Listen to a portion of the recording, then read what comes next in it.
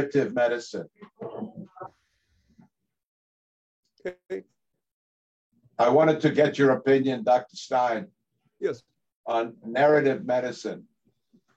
As we know, many doctors have become writers, famous writers. Mm-hmm.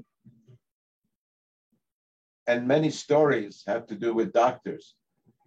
So I particularly enjoy those stories. Mm-hmm. Just recently, we had how many of you were there in the room when we had a couple of people who were with the circus? Yeah, I was there. You were there. I find the circus to be very interesting, especially in India. Uh-huh. Yes. The circus goes from town to town, Yeah. and they incorporate people from the town.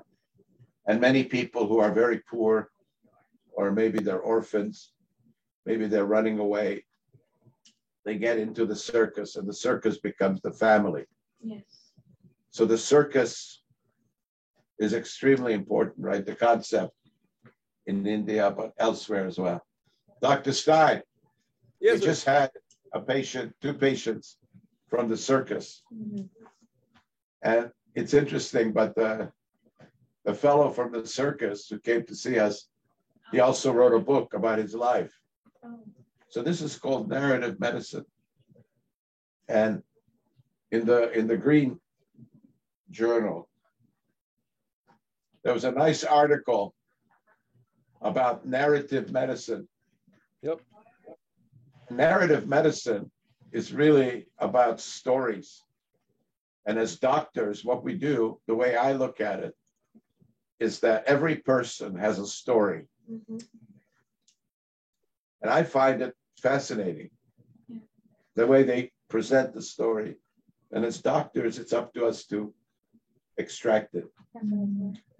But if you think about medicine as a narrative, it may help you to be a better historian and to understand what they're saying. So you, on the one hand, you have a story from the patient. On the other hand, maybe there's a story about a doctor. So it's both the person and the book regarding medicine. I've always found it to be so fascinating. How many of you have read about doctors when you were younger, in high school, and Yeah. you wanted to be like them, right? Yeah. Yeah. So this is a nice article about the right brain, reading, writing, and reflecting. So this is called narrative medicine in neurology. I'm amazed sometimes how many good writers and authors have been doctors as well. Mm-hmm. How many can we think of? Can you think of anybody? Atul Gawande. The who? Atul Gawande. Yeah, who? Atul Gawande is from India. Yes, from India. He wrote this book called Emperor of All Maladies. Yes. Dr. Siddharth Mukherjee. Oh, okay. Atul Gawande. Oh, okay. He wrote the Checklist Manifesto. Yeah, sorry. Yeah. Yes, Checklist Manifesto. right. A book on quality improvement in clinical medicine. That's right. Many Indians, other doctors, for example, have either a doctor as the main character or are written by doctors. Middlemarch, I don't know if you've read that. It's a book, George Eliot, who actually was a woman but used a male name. Yes. Middlemarch, we all read Middlemarch when we were going to high school. The play, Albert Camus. Yes. How many of you know about I have Camus? read that. Camus. Nobel Prize winner, originally born in North Africa, born in Algeria, Very but famous. wrote His in works. France. Yes. Albert Camus. Yes. I remember when he wrote the famous book called The Plague. Yes. Yes. I It's remember. kind of describing how the doctors were dealing with the plague. Thomas Mann, Magic Mountain, Russians, Fyodor Dostoevsky wrote The Idiot, called The Idiot. Awakenings. Oliver Sacks, Dr. Stein. Yep. Oliver Sacks I have the complete library of Oliver Sacks has a complete videos, library. have interviews. You'll love it. Okay. Dr. Bennett, did you read Aerosmith? Yes. That was a book that got a lot of people interested in going into medicine. Written in 1925. How many of you have heard of Sherlock Holmes? Yeah. The author of Sherlock Holmes, Sir Arthur Conan Doyle, was a doctor. Physician, yes. Many of the stories have to do with Yeah. medicine. So he was also a doctor, right? And we can think of many others, poets who have been doctors and write poetry, etc. But to me, when I see a patient, I try to think of it as a narrative. I try to think of it as a story. It's easier to remember, but it's also the way the patient presents it. The patient presents their story. So it's kind of a neurology as narrative. Even Khalid Hosseini, he's a physician, internal medicine, and he talks about the struggles in Afghanistan and he's Right. written books about it. Right.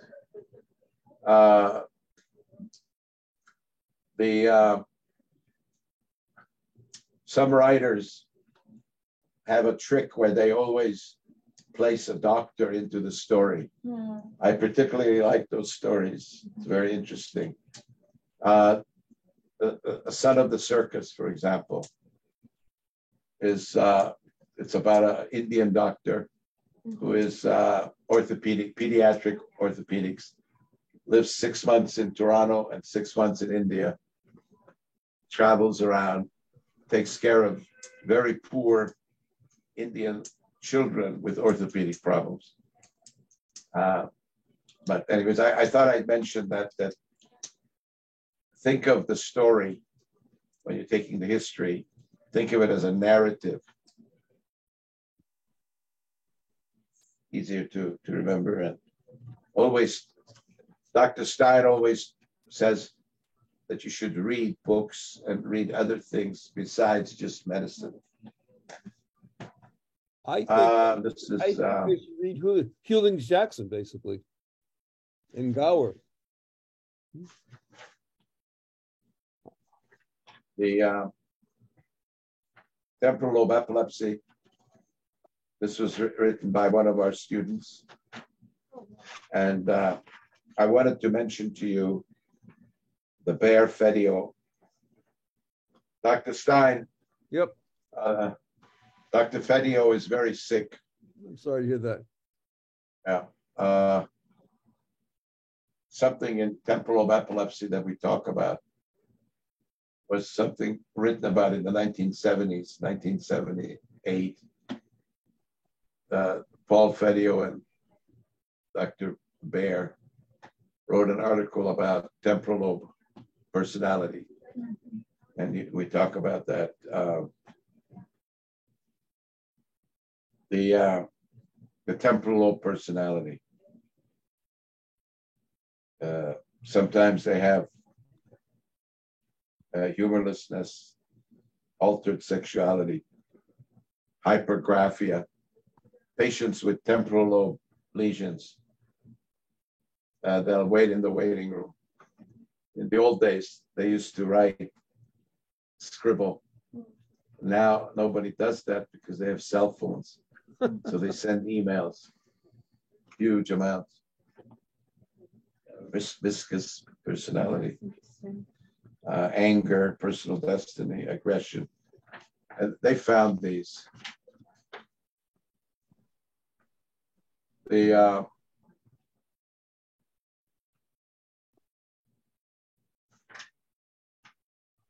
Ridwan Ahmed was here about 7 years ago. Ridwan Ahmed came from India. He gave grand rounds at GW. Sleep disorders. Anybody interested in sleep? We can share. Yeah, sure. Yeah. This is in women. Okay, nice.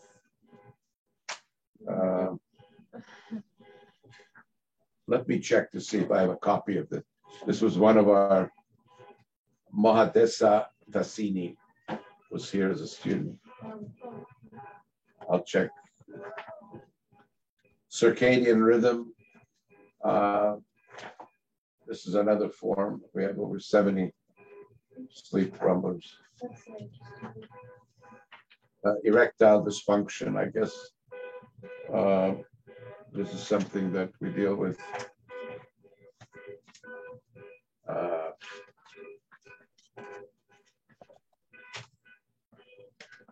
So as you know, we do neurotoxicology, environmental health. And any of you read books anymore or not? Oh, yes.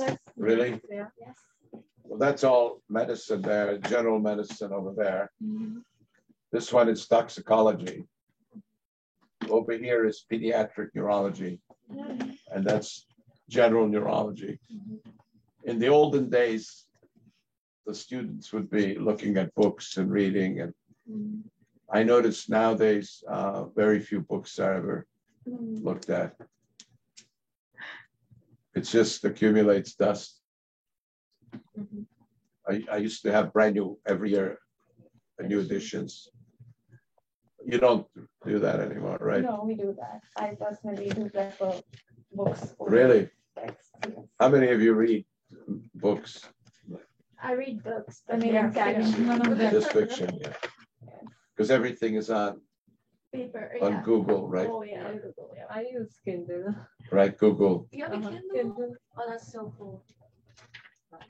Anyways, we have all of the textbooks here. If you want to read about neurologic manifestations in corona, are you up to date on that? We can discuss that. It changes, but this is JAMA. Oh, So that's one of the 20 journals that we get every week.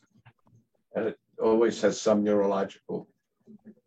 So anybody want to read the SARS? Discuss. Okay, sure. It's a little bit dated. It came out in 2020, Nice. but it was pretty good. Let's see. Some patients had stroke. Oh. They have patent cardiac problems, like a whole foraminal valley. They could have a stroke or they could have migraine, right? One of the theories is here, Migraine? migraine. With foreign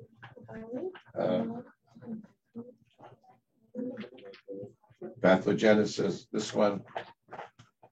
How does SARS-CoV-2 cause neurological problems? This is one of our. But he's like, you don't want us to decide. Okay. So this is one of our students, Dr. Ortiz. Remember I mentioned him? He wrote this paper like in a week. Oh, wow. How does SARS cause neurological damage? Of course, he matched, right? He was the one from Ecuador. Ortiz Juan Fernando. Yeah, he wrote it with 4 of our other students. He just had the ability to push out these papers very quickly. Isn't that interesting? Yeah. You told about he was from Ecuador. Yeah. Now this is Annals of Internal Medicine, another journal, one of the 20 journals that I get. Who wants to read about it? Okay, here. This one is from June 2022. This is the Green Journal, the Neurology Journal. And let's see, multiple sclerosis regarding the latitude and sunlight. Ambient pollution thought to be related to stroke, brain metabolism, and cognitive impairment. a number of interesting. Who wants to read? You want to? Who's doing Parkinson's disease? This is all the resources of Parkinson's. This is JAMA. Anybody? JAMA? Who wants to read? This is from June 28th, last week. JAMA. JAMA is a very good journal. You like it? Mm-hmm. Do you know Another JAMA? Anybody? Okay. Here's another one, clinical neurology, kind of in-depth muscle disease, for example. Musk positive. Anybody want to read this? You do? Okay. Thank you. Take this. Okay, you want to read that?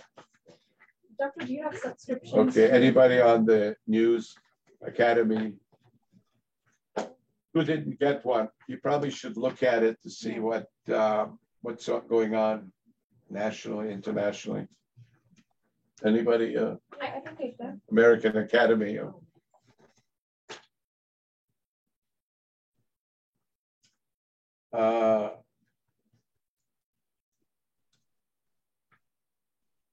Here are a couple of interesting statements. I collect these. All my books, every chapter, I have a beginning, a statement by a doctor that I met or was my teacher or is well known. Sir William Osler, how many of do we know? I told you about him the other day, right? Yeah. He was the greatest doctor in the 20th century. And I showed you pictures. Mm-hmm. But he says the philosophies of one age have become the absurdities of the next. And the foolishness of yesterday has become the wisdom of tomorrow. Yeah. This is important to remember. And that don't trust everything you hear and don't believe everything that you read. Mhm. Some of the foolishness of yesterday becomes the wisdom of today, and it changes all the time. You know, in terms of diseases, in terms of treatments. So always be skeptical. That's Dr. Osler. Here's another one, Stephen Jay Gould. He was kind of a famous American. He says, the most erroneous stories are those we think we know best and therefore never scrutinize or question. Like somebody tells you something, it's, oh yeah, I heard that. Yeah, you're right. Well, you're making a mistake by not scrutinizing it. Now, who said this? In questions of science, the authority of 1,000 is not worth the humble reasoning of a single individual. Who said that? This is true. The authority of 1,000. In America, for example, we have these authorities, you know, doctors and government telling us what to do, etc. This guy said, in questions of science, the authority of 1,000 is not worth the humble reasoning of a single individual. Anybody, any guess who said that? Guess. No, I searched it. Galileo. Galileo. Oh, wow. That's exactly right. How did you know? Internet. Smart. See that they look at it. But this was Galileo. Galileo, if you read his life story, very interesting. He went against what people were saying. Yeah. Thousands, millions of people were saying that the Catholic Church, the Roman Catholic, was so powerful. Yes. They felt that the sun revolved around the earth. Yes. Nonsense. But it took one person to, wait a minute, I don't think so. Let's look at the science. And he was ostracized and almost killed. Mm-hmm. But sometimes one individual can stop what thousands are saying.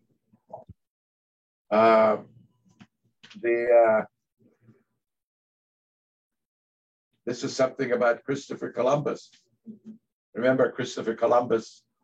He also didn't believe the people around him because they said, so many centuries after the creation, it is unlikely that anyone could find unknown lands of any value. They were all wrong. This is what the church was saying. Anyways, it's kind of a, in the recent, I'll give you examples. They say don't give beta blocker to patients with heart failure because beta blockers depress myocardial contractility and will worsen heart failure. It was disproved. Yeah. But this is what, when I was in medical school, you don't give beta blockers. Well, now we do. Don't give sublingual nitroglycerin to patients with an acute myocardial infarction. It will cause a drop in pressure and worsen the ischemia. Well, that's wrong too. In a right ventricular. Yeah. Here's another one. All patients with an acute MI should have pulmonary artery catheter inserted because the hemodynamic data obtained can be used to guide therapy, improving the patient's prognosis. I went through internal medicine. I did a residency. That's what we were doing. Really? We no longer do it. Yeah. Now here's patients with low, high density lipoprotein, right? Low HDL, cholesterol, blood levels, benefit from drugs that raise HDL levels. Such therapy will prevent myocardial infarction. We don't do that. The lowering systolic blood pressure in elderly patients with hypertension is dangerous and will lead to stroke. That's what we were teaching. And now, of course, we lower the blood pressure. Peptic ulcer disease is caused by stress. When I was an intern resident in medicine, internal medicine, every patient, they're coming in with vomiting blood. They had an ulcer, so we put tube down.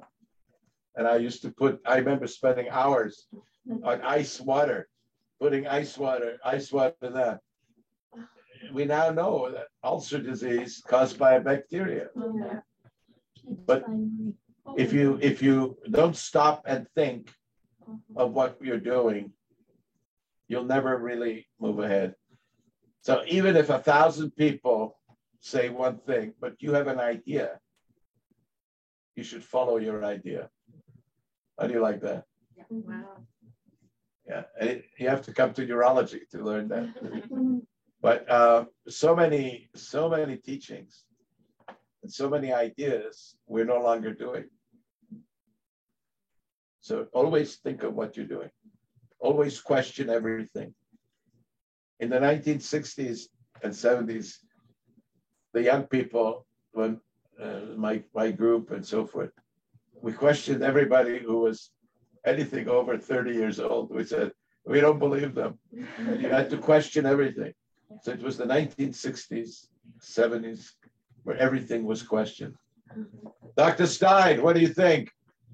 Well, when I went to medical school, I was told that 50% of what we learn will be obsolete in 5 years.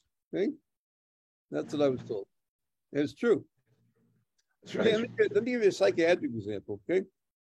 Back when I was in college, Tim Leary at Harvard was giving psilocybin and LSD to students. And it was considered outrageous, and he was kicked out of the university.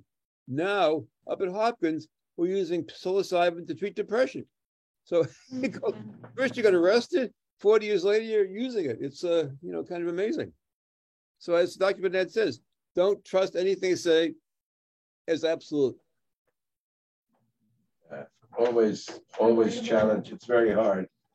I know it's very hard because pressure, peer pressure surrounding it. But when I say challenge, always challenge with in a reasonable way.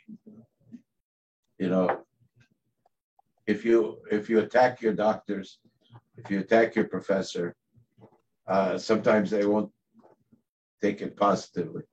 So you have to do it cautiously and intelligently and look at the science. You should question it. Anyways, okay, I think that's enough for today. We'll go to the, let me see this patient now.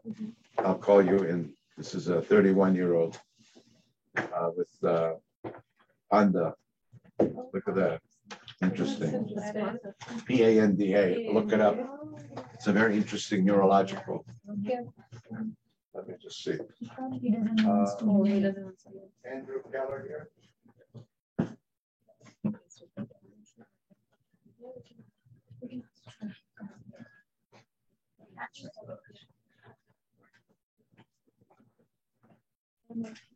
If he doesn't bring the patient in, I'll continue with Dr. Daria, who I think is rather impressive. They will not ask because I don't like it. Take me to Fairfax Hospital. No, 911 cannot listen to you, and they will not. That's independent organization that makes the decision based on patient need rather than where patient wants to go. So that's how I cannot just, that's why they give you a call center number and all that. Kaiser gives you a facility where you call if you start having problem. And they will tell you if it's an emergency, just call 911 and take care, and Kaiser will go from there. But if it's not an emergency, then they want you to call Kaiser Health System on-call services. They will guide you where to go, where they'll give you appointments, whatever else you need.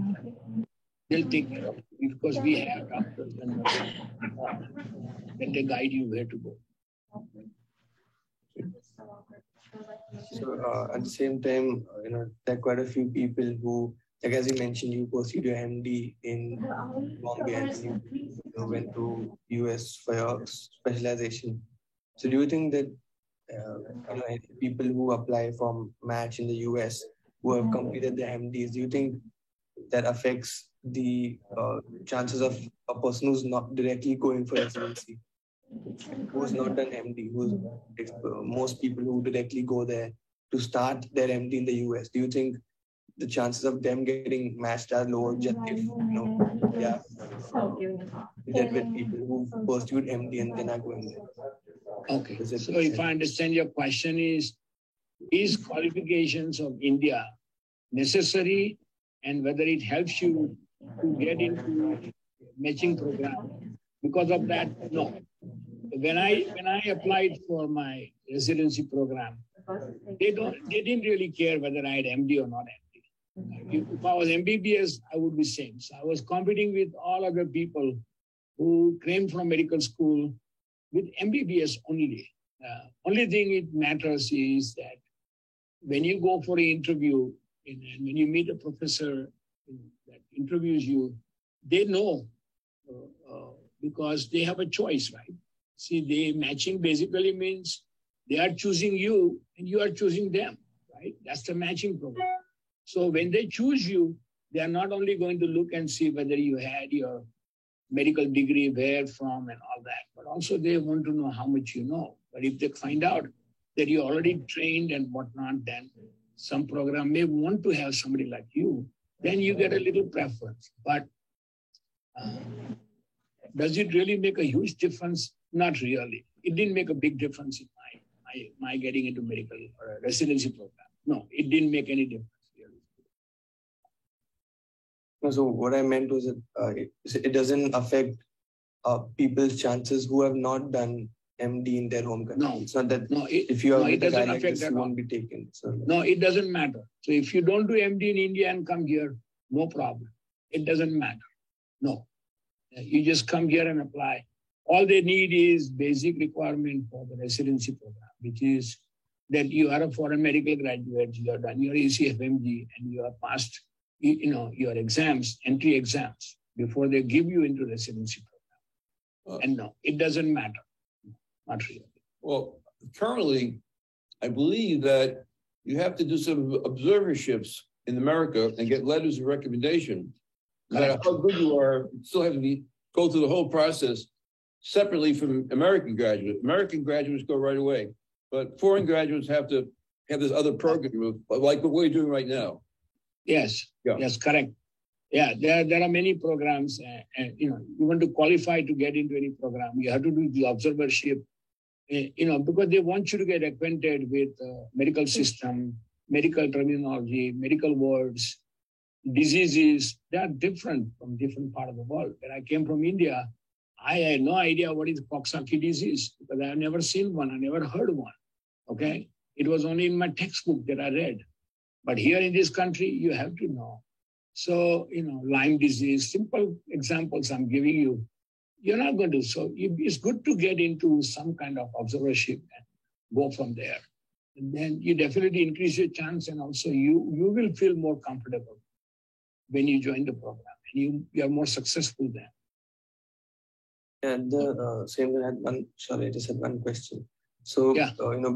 Most, people talk about like malpractice lawsuits, quite common. So how common are these issues, assuming your practice, goes well? Is it that, you still get sued irrespective, or is it like, what are the main reasons of being, sued? Is it misinformation or, criminal negligence? What is the basis, or is it like every doctor gets sued at least once?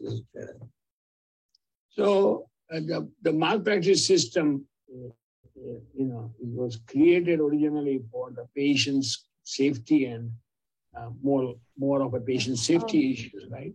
So the malpractice insurance in this country. Somebody's taking notes. But at the same time, it has also brought out good qualities of doctors, patients. Start from the beginning. You're 31. Different aspects of life. Whether it So is I'm quality of 31, and I've been experiencing fatigue that seems to come from nowhere for about 5 years.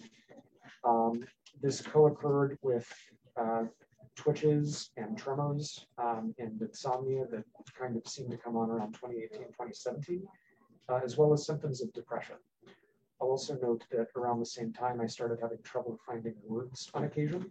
I have pretty bad threshold effects when navigating between just screens on a computer, and my overall cognitive ability seemed to go down. So I tried a number of different things over the years, sleep studies, what have you, until finally I've been on an OCD medication long-term, and the medications themselves, especially SSRIs, seem to increase the twitching. I went off Luvox, which I'd taken for about 20 years recently, which actually just seemed to make a lot of things worse, at least the insomnia. I have not slept properly in about 4 months. However, it's notable that the tics and tremors they didn't go away, but they lessened. It's notable that they never vanished, because part of the theory was at least that might have caused them, but it's clear that that's not entirely the case now.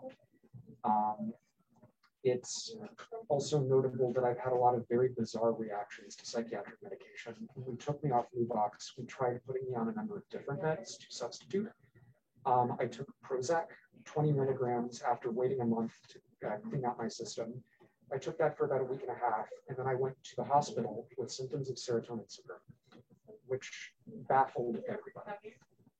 And we're still not sure entirely what happened, just that it was related to the Prozac. I was shaking, I had a fever, rapid heart rate that kept me up for days. And after I tried the Prozac again afterwards, I had massive panic attacks daily. We eventually switched to sertraline, 100 milligrams daily, and that kept me up. I physically could not sleep for days on end, despite the fact that he tried to give me lots of sleeping pills, and that did not work. We've since done a washout to see if I've gotten better. I have not. So we're exploring the possibility that there is something neurological in nature going on. Did you, Dr. Stein, did you hear that? I did, yeah. Sometimes with people with bipolar disorder, they get much worse on antidepressants like Prozac. Just mentioning that as a thought process.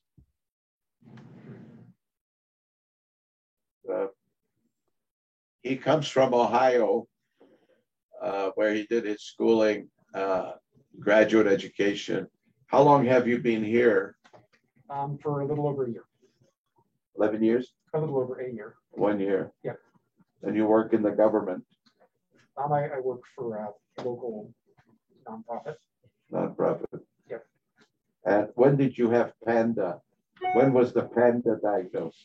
That was diagnosed when I was very young. I was about in 2nd or 3rd grade at the time. I had rapid onset OCD, which has never really gone away, but I was diagnosed with PANDAS. And I was kind of a unique case. I was one of the first people to receive plasmapheresis at Foxworth Blood Center in Cincinnati as a child to treat that illness. Was this University of Cincinnati? I believe it was through University of Cincinnati, yes. So this is an interesting condition seen in childhood. PANDAS, PANDAS.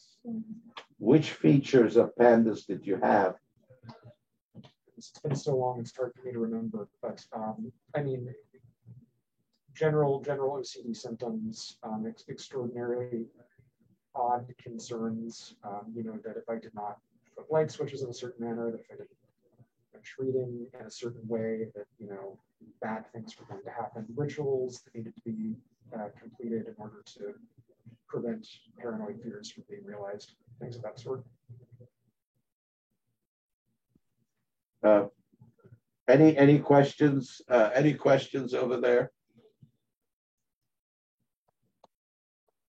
Yes, prior to using Prozac, has he used other antidepressants before or serotonergic drugs? So at one point in time, we tried fluoxetine when I was a teenager and Prozac when I was a teenager, and that didn't do anything bad to me. I recall it not working terribly well, and that's why we ended up on Luvox. Mm-hmm. So you mentioned you moved on to what drug? Luvox. Luvox. Yes. Yeah. What are you on now? What medicines do you take? We've done an almost total washout. I went through a number of medications, but at this point, I'm occasionally taking Zaloplan to sleep every few days or so, just because I don't want to develop a habit. And I'm taking melatonin, which has 1 milligram of melatonin a night has had a very strange effect on me for a week. I've been, of course, somewhat depressed after going off antidepressants, not terribly, but melatonin seemed to A, make that better, and B, it's brought back some of the twitching when that started to subside over the past 3 or 4 days. So that was kind of an odd thing to notice.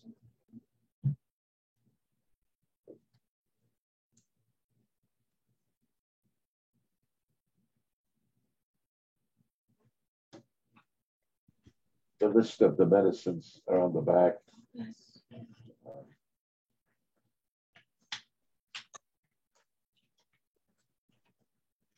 What are the major symptoms that you would like us to evaluate?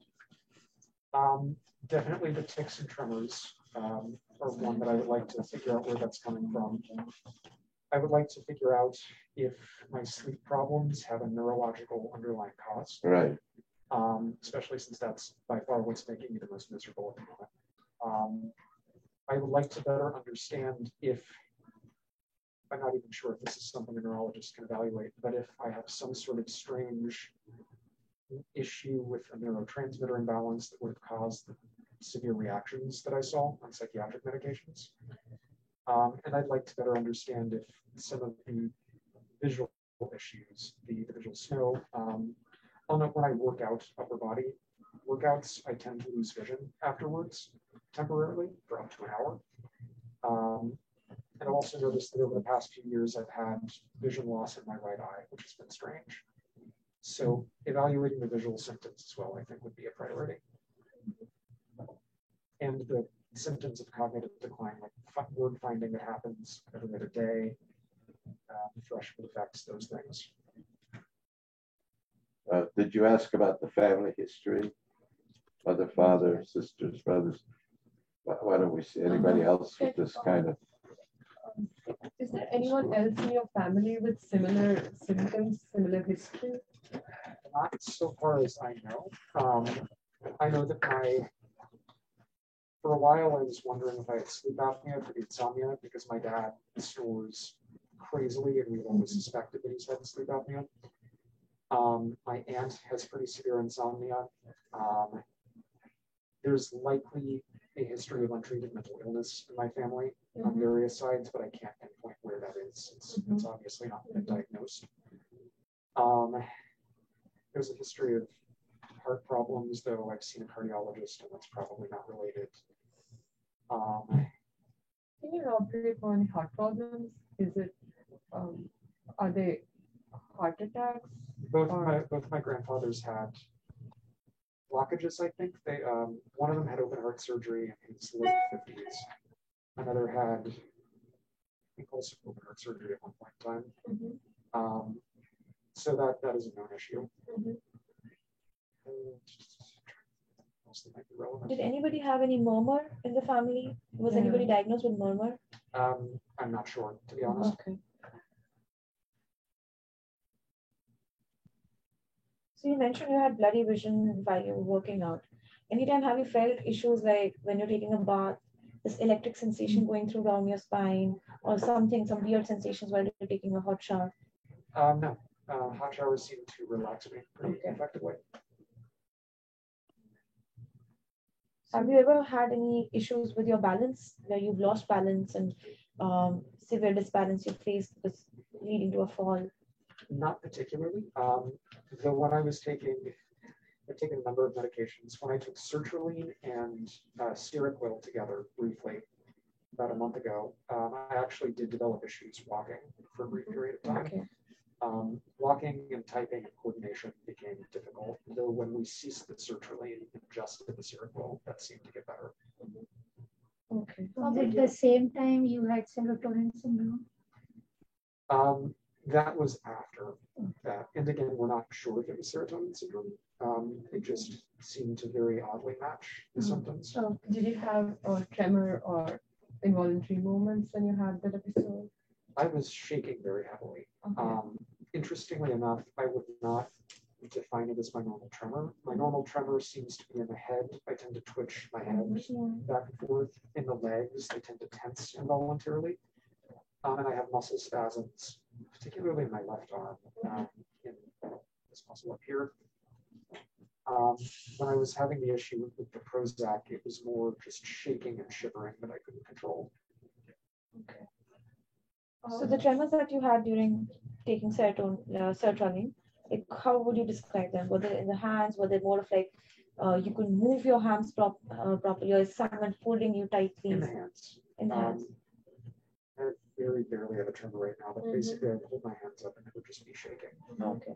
If I hold them in a more specific position, they would shake a little more. Like if I was getting ready to type on a keyboard, they would be particularly shaky. So you'd said they would worsen when you're doing an activity. It would worsen when I was trying to hold them in certain positions. Okay. When did the symptoms start when you started taking sertraline? Oh, sorry, Prozac, sorry. I started taking Prozac on May the 12th. I first noticed actually stomach symptoms before I noticed the other symptoms on May 19th. So I took 20 milligrams a day for just that period. And from the 19th through the 21st, 22nd, things seemed to get worse until finally I went to the hospital on the 23rd. Mm-hmm. And did you have like elevated mood, like severely elevated mood, or those kind of symptoms? I will note that my depression actually subsided very quickly. Like within a week or so of starting Prozac, it was just gone. But I would not say I had elevated mood. All right. Any questions from the group, the doctors? Have you had COVID? Sorry? Have you had COVID? COVID. Yeah. Twice, actually, at this point, yes, which makes everything more complicated. I had COVID first at the end of December last year over the Christmas holiday. That seemed to be the Delta variant, and I got the Omicron variant in at the end of February, about February 28th. I seemed to recover pretty quickly both times. And so that's actually when it's all very confusing, but that's also around the time I started finally tapering off Luvox. I completed the Luvox taper on April the 12th. In your memory, Oh, sorry. yeah, go ahead. Go ahead. Did you get any systemic infections in the childhood? I had pneumonia a lot when I was young. I don't know a lot of the details about it because I was very young at the time, but I remember being told that that was an issue.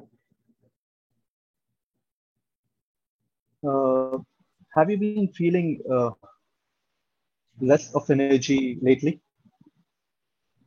Well, I mean, I've had, it's very difficult to tell because I've had horrible insomnia for 4 months, basically ever since stopping the Luvox. We've even considered going back on as a potential solution, but I mean, currently I sleep very lightly. Even after we've washed out all the meds, I fall into a very light stage of hardly dream sleep for a couple hours. I wake up. I may go back into that state for another hour or two, but I cumulatively get probably 3 hours of very bad sleep a night regularly. And do you think you have been passing urine a lot more than usual?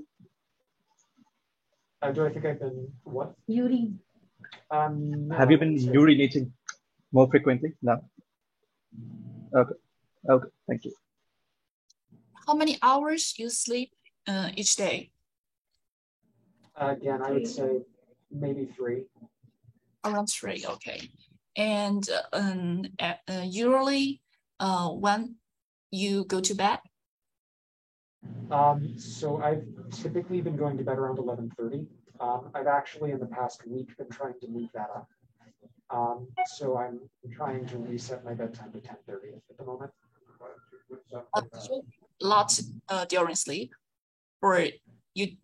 I mean, do you wake a lot during sleep, or you can just last for 3 hours of sleep for the whole time and then cannot go back to sleep? You know, it varies actually. When I stopped Luvox, my first problem was actually that I would wake up pretty much every single day at like 3 a.m. And I would not be able to get back to sleep. After doing all the medicines that we did and finally doing a washout though, it's closer to the I can fall asleep but I'm waking up all the time and I'm never really falling into deep sleep. Do you dream a lot? Yes, yes I do. That's kind of the only sleep that I get is dream sleep. So have you been taking alcohol along with your medications as well? No. In fact, I haven't had a drink in a very long time, just because I found that alcohol really disrupted my sleep. And what about smoking? No, I don't. I've historically used cannabis, especially probably in the period from about 2011 to 2015. And actually, I had a bit of a problem with that for a little while. It started giving me panic attacks, though, pretty severe ones, which is why I ended up stopping. Or what I would call panic attacks. They were strange episodes. I would get a rapid heartbeat, kind of dread episodes. I couldn't think straight, felt faint. So I eventually stopped entirely. This was during the time you were taking the antidepressants? Yes. And what about coffee, tea, anything of that sort? Anything that is stimulating you? So I used to actually, when my fatigue issues came on and I didn't know what they were, probably in a period around 2017, 2018, I drank a good deal of coffee, but my definition of a good deal was very different. Coffee affected me very strongly. A small bit of coffee would wake me up a lot, and it would actually give me brain fog at the same time. And I knew something was very off, but I kept drinking it because I was just so damn tired. Do you have any psychiatric disease in the family? We absolutely have probably undiagnosed mental illness in various branches of my family, but because people have not seen doctors or gotten diagnoses, I really just can't say. I can say that my brother, and my sister all have mental illness diagnoses. What do your brother and sister have? So my brother has also been diagnosed with OCD. My sister has depression. All right.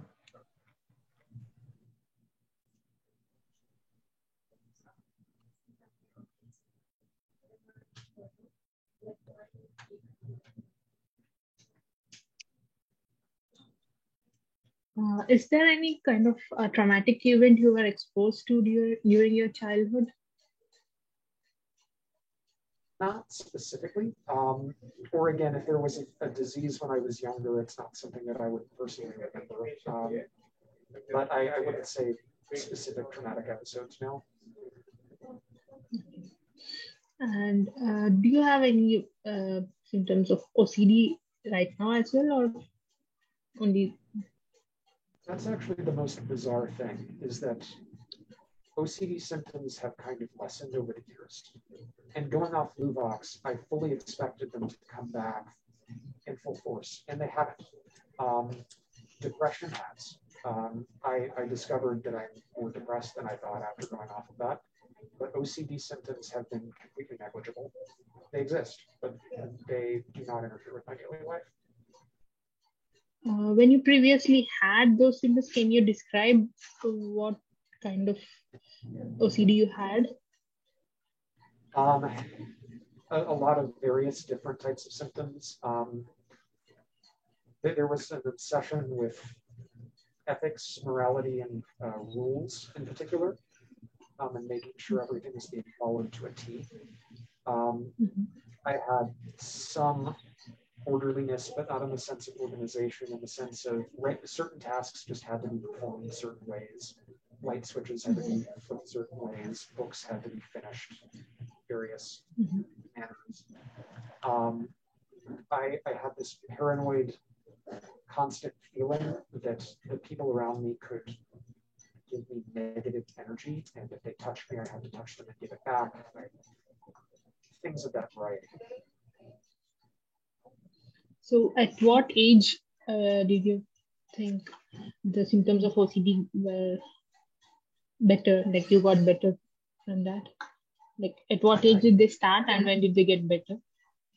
I can't necessarily pinpoint that. I certainly have them throughout high school, and I've certainly had aspects of it even to this day, but I think that through and after college, things would have been getting better.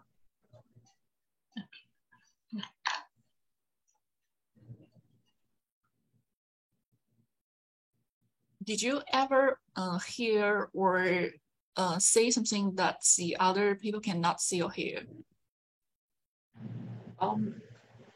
Not regularly, but I have it on a few specific medications. I'd say twice in my life. I actually tried trazodone once when I was coming up on Prozac, and I had an auditory hallucination when I was falling asleep. And then I also felt like death the next day, so I never touched trazodone again after that. You felt how? I felt like death the next day. I felt like I was going to pass out in the heat. I felt incredibly ill. Okay. Did you feel like weakness and all? Yes. Did you feel really sleepy? It put me to sleep, but the next day I didn't really feel sleepy. I just felt awful. Okay. Okay. For lack of a better term. Have you ever had episodes previously when you described you had history of OCD and these symptoms were there any episodes where you would just sit straight and like not respond to anything and just there somebody has reported that you haven't been responding but you're aware of it, something like that? Not that I'm aware of. Okay.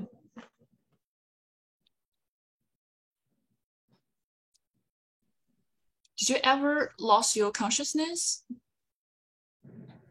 No. No. So I might miss that part, but can you tell me, like, describe more about your vision loss?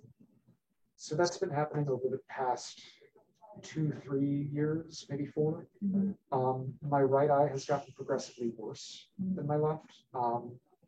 my eye doctor, I've gotten exams. They don't seem to see anything particularly wrong. But I've also noticed increased visual snow. When I look at objects, especially if I'm tired, I see static on them. Sometimes I have little eye floaties as well. But probably the most concerning thing again is if I'm doing workouts, particularly upper body workouts, I will lose vision afterwards. Everything will get blurry and it can remain that way for up to an hour or so. 2 hours. So how long? Like when you start to work out, how long would that happen? It is always when I conclude a workout, interestingly enough. 20 minutes. Sorry? 20 minutes. How long did you work out? Oh, anywhere from 30 minutes to an hour. Okay. So after that, that's when the symptoms would start. so did you drink during the workout? Yes, pretty frequently. Okay. So you have, when you have those vision loss, is it like right side is worse than the left side? Is it the same or they are the same? They both, it occurs in both.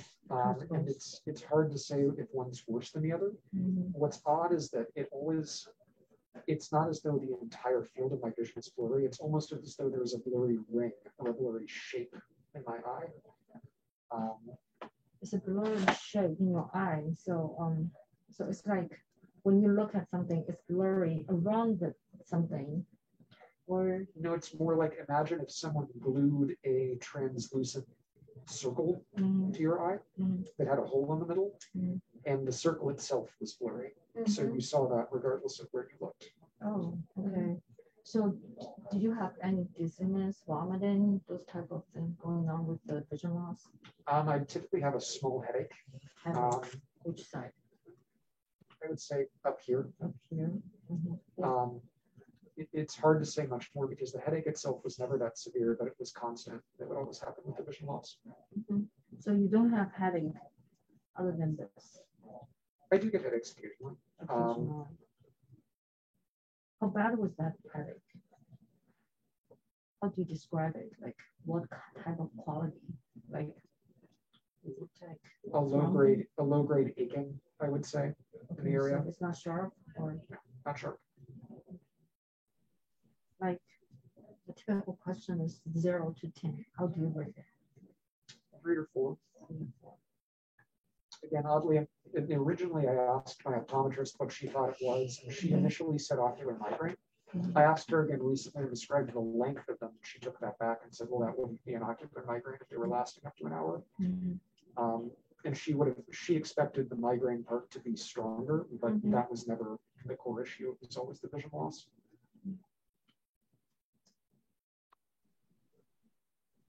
And you mentioned you have no vomiting whatsoever.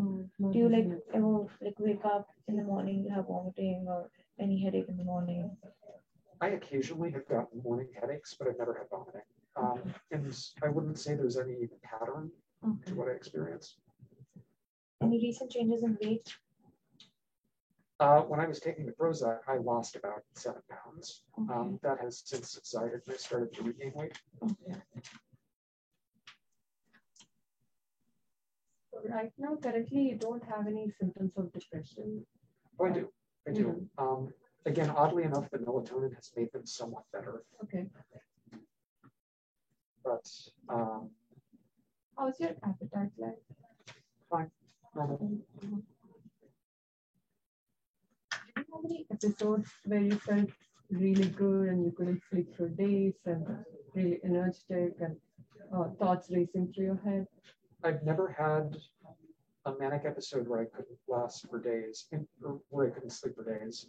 Mania is not something I typically have, but I have had short-term manic experiences caused by medications, like very uncommon. I wouldn't say this is something that happens frequently, but I bring this up specifically because when I first started melatonin, the very first night I took 1 milligram of melatonin, I woke up the next day, was extraordinarily happy. For reasons I could not pinpoint. My thoughts were extremely focused and rapid, and that eventually developed into a lot of anxiety when I realized something was not right. That's the closest I would say that I've had to a manic episode recently, and that's subsided throughout the day.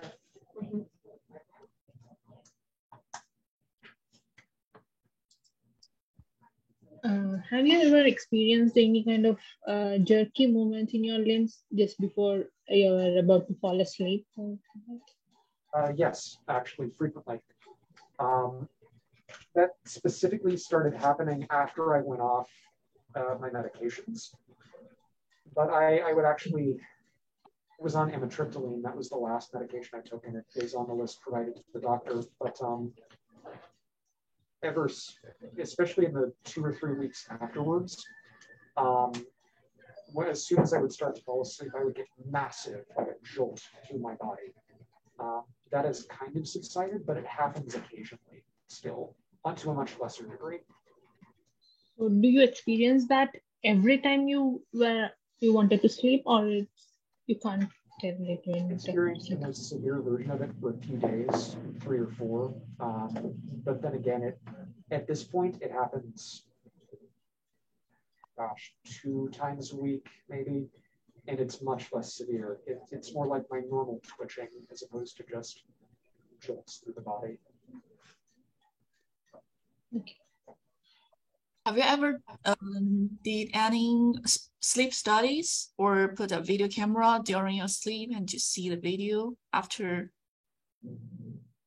I tried one sleep study, but it really just did not work because I went to the lab and I didn't sleep. I'm a stomach sleeper almost exclusively. They obviously had me sleep on my back. Everything was very uncomfortable. So I passed for less than an hour into a very light stage of dream sleep and woke up. So it was not a diagnostic study.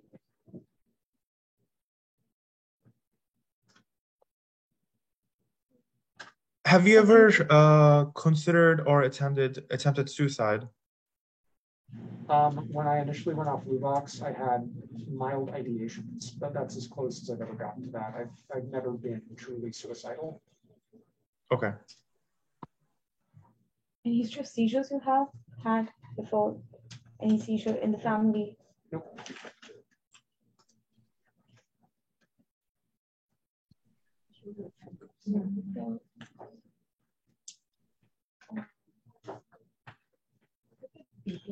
Yes. We quickly do a physical exam just to see your vitals currently. Sure. Okay.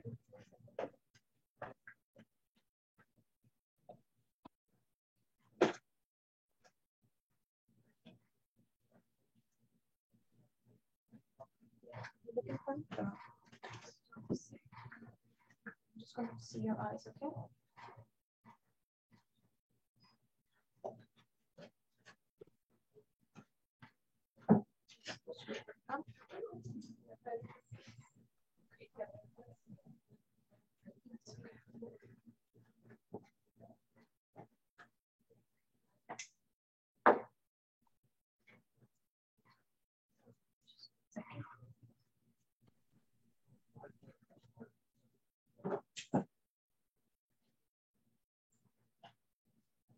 I'm going to measure your blood pressure. Sure.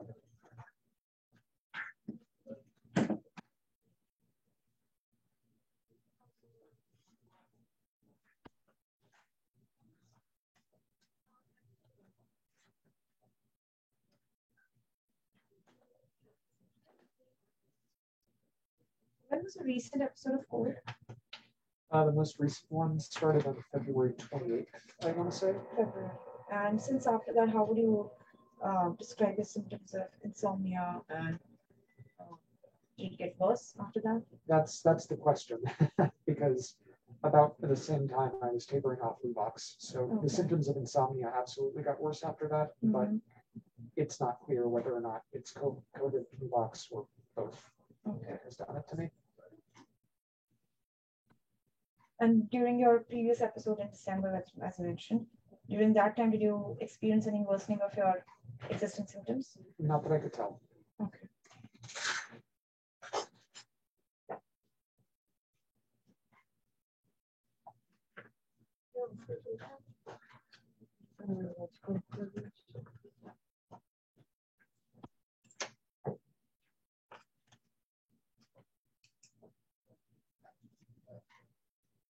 Just going to listen to your breath sounds. Take deep breaths.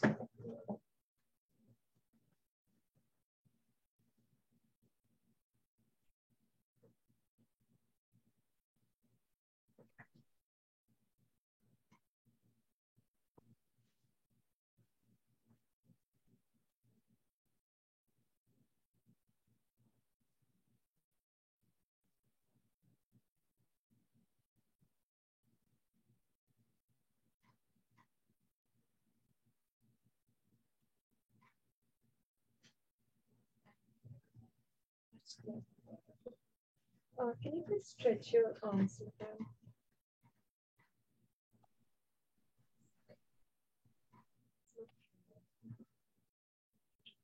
This is a very mild version of what I had previously.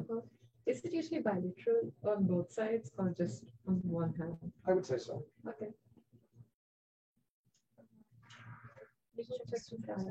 Yeah, that's fine.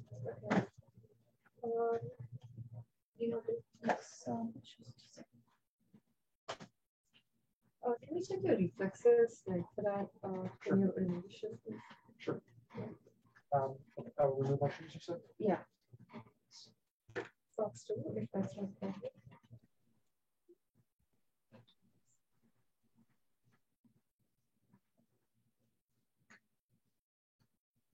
I'm just gonna put my hand under your knee. Just check your reflex, okay? Sure.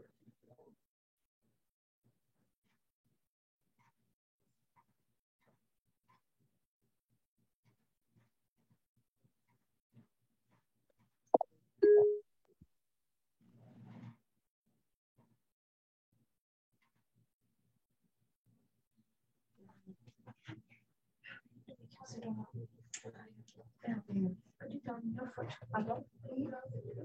Just gonna stroke the medial aspect of your feet.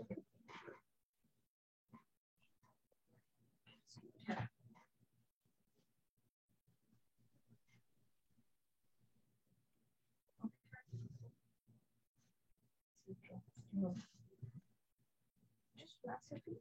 Sure.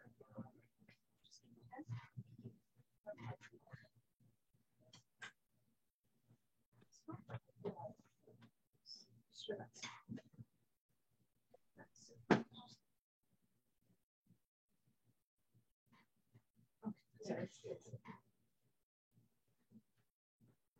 I'm going to test your strength in your upper arms. So Sure. You can try to resist me. Push down. Push up. Push upwards. Twist. Extend the twist. Try to. So how's our patient doing? I'll try to. We've taken the history and we've discussed it with people on Zoom as well. Did he actually have strep infection? Was that positive when he went to the hospital? He complains of multiple episodes of pneumonia in the childhood. Sure. Preceding his diagnosis of Panda. Dr. Stein, what do you think? Ideally, I would take him to a hospital where you live with him and observe him. I don't think we do that these days, but you have to live with this young man to really see what's going on. You know, he has very, very serious complaints. What kind of work do you do, sir?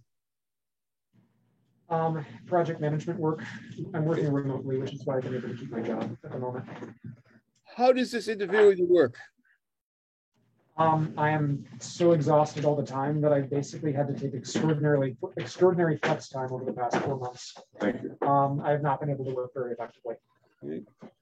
It's a crazy question, but is it more than one person inside you? No. Do you ever lose track of time, like a half hour or something?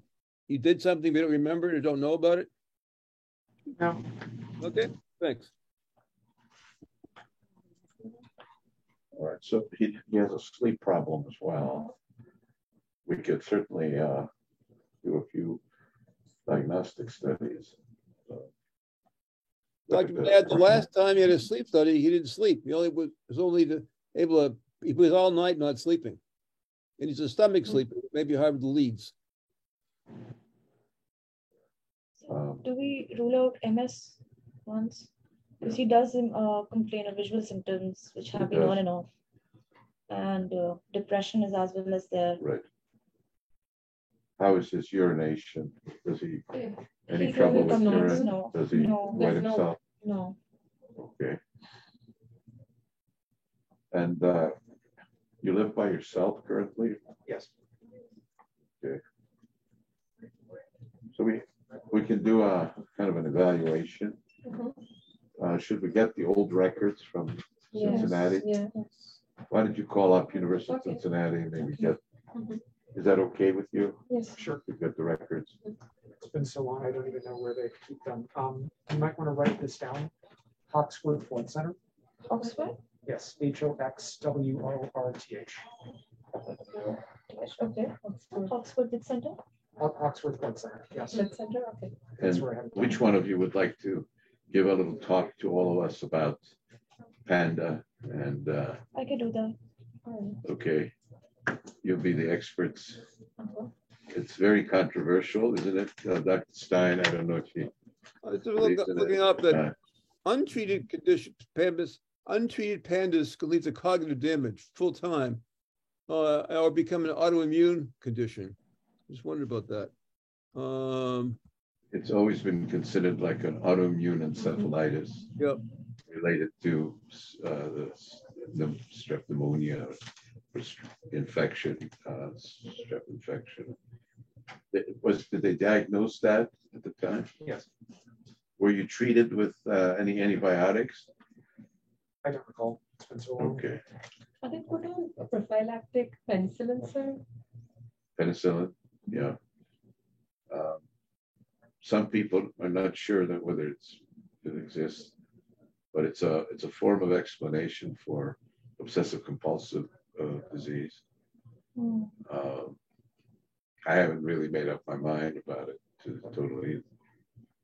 We don't see it that often. Dr. Stein, did you see a lot of those?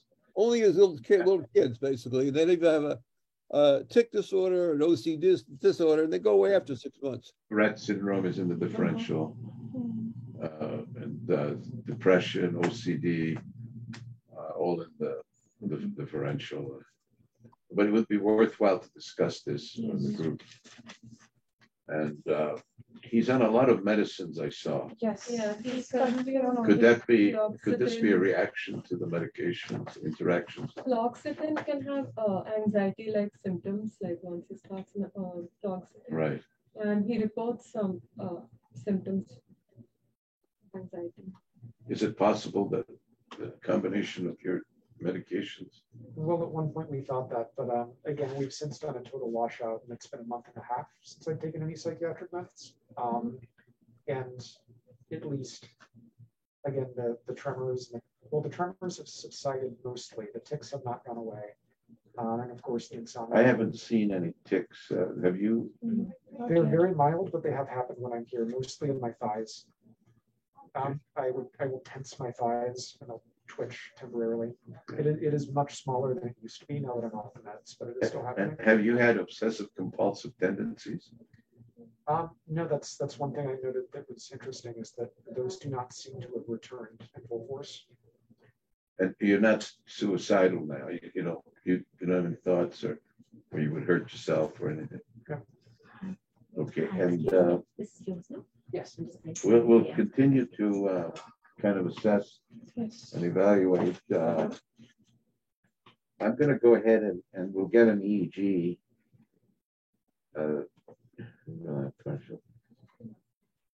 Partial seizure problem. Sleep study. We're pretty good with sleep. We've been doing it for 35 years. We have good technicians, sleep study. And you have vivid dreams? You don't sleep at all? No, when I sleep, I dream, because that's kind of the only level of sleep that I drop into at this point. It's very light dream sleep. You ever have like paralysis, feeling like you're paralyzed? I have had sleep paralysis exactly once in my life, and I cannot tell you why it happened. It was you were paralyzed once. Yes, probably 8 years ago, 9 years ago. It was a while ago. But no, I woke up and I saw things that weren't there, could not move, went back to sleep, woke up normally. He's had one with sleep paralysis. Have you ever felt like you're going to faint, drop to the ground, or maybe an arm or leg feeling like it was going to drop, or your face, your head? No, even with the most extreme fatigue, I've never felt as though any part of me is going to fall or anything like that. Yeah. Any history of Lyme disease at all? Any Lyme disease history? No? Okay. Lyme disease. Not to the extent of my knowledge. Okay. So do we get an MRI done to just evaluate for You've never had an MRI of the brain. We should get one.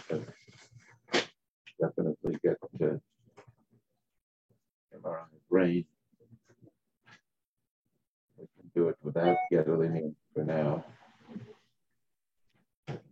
Diagnosis without Panda.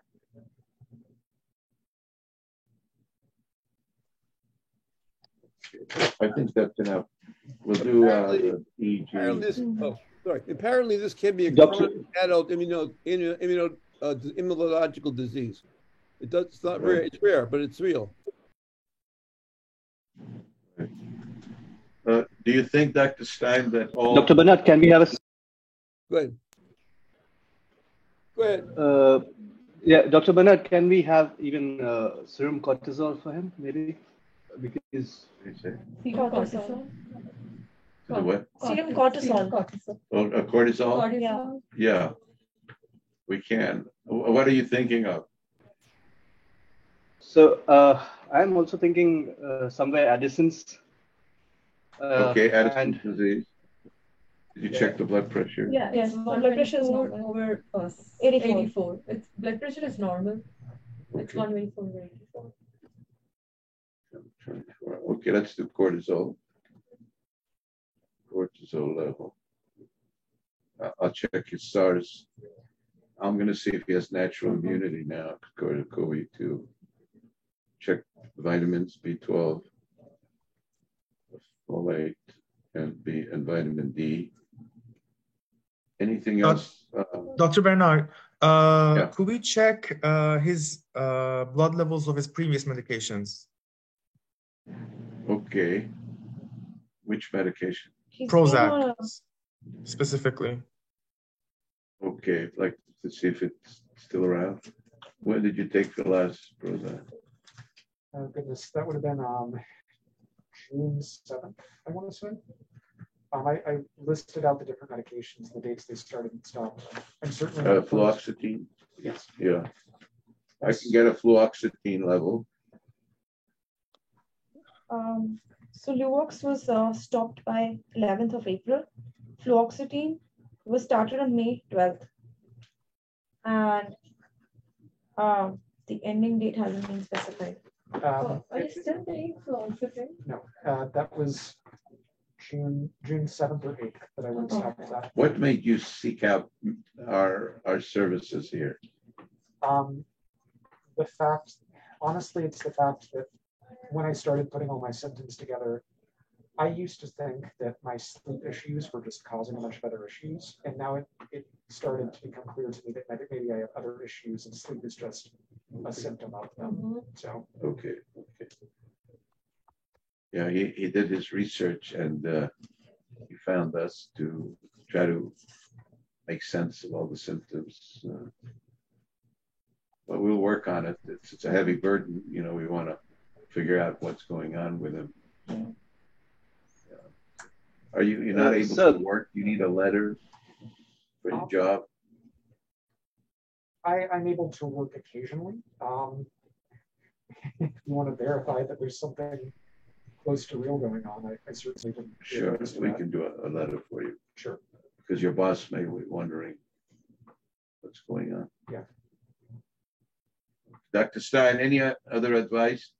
I'm wondering whether a SPECT or a PET scan might be helpful. Okay. The other thing we have to explain is a temporary loss of vision. Okay? Loss of vision. When I exercise, specifically upper body. When you exercise, I consistently lose vision. Only unilaterally, also. On one side. It's probably it's typically external to the brain. It's typically on both sides, actually. Okay. You mentioned loss of vision or blurriness. Well, I should say there are two different things. Independent of working out, I have been slowly losing vision in my right eye. It's been getting worse over the past few years. Let me ask Dr. Barnes. We have a very good colleague here in the building on the 8th floor. He's a professor at Howard, very good ophthalmologist. Let me see if we can get a good eye exam for you, okay? Sure. Sometimes when the eye issues are like this, I like to get an ophthalmologist involved because they'll dilate the pupil and they can really look in and look at. I don't have that capability. So when I look at the fundi, I just see a little part of the retina. Another patient. He's very interesting. It all started with this panda. And not everybody believes in the panda theory, although it's a good it's an explanation for neuropsychiatric issues related to infection, like an autoimmune, central nervous system autoimmune disturbance. Is it possible that all psychiatric disease is autoimmune? But it's all neurologic, really. It's all neurological disease. Yeah, could neurotransmitter imbalance? Yeah, some kind of infection happens, and a few years down, you may have schizophrenia.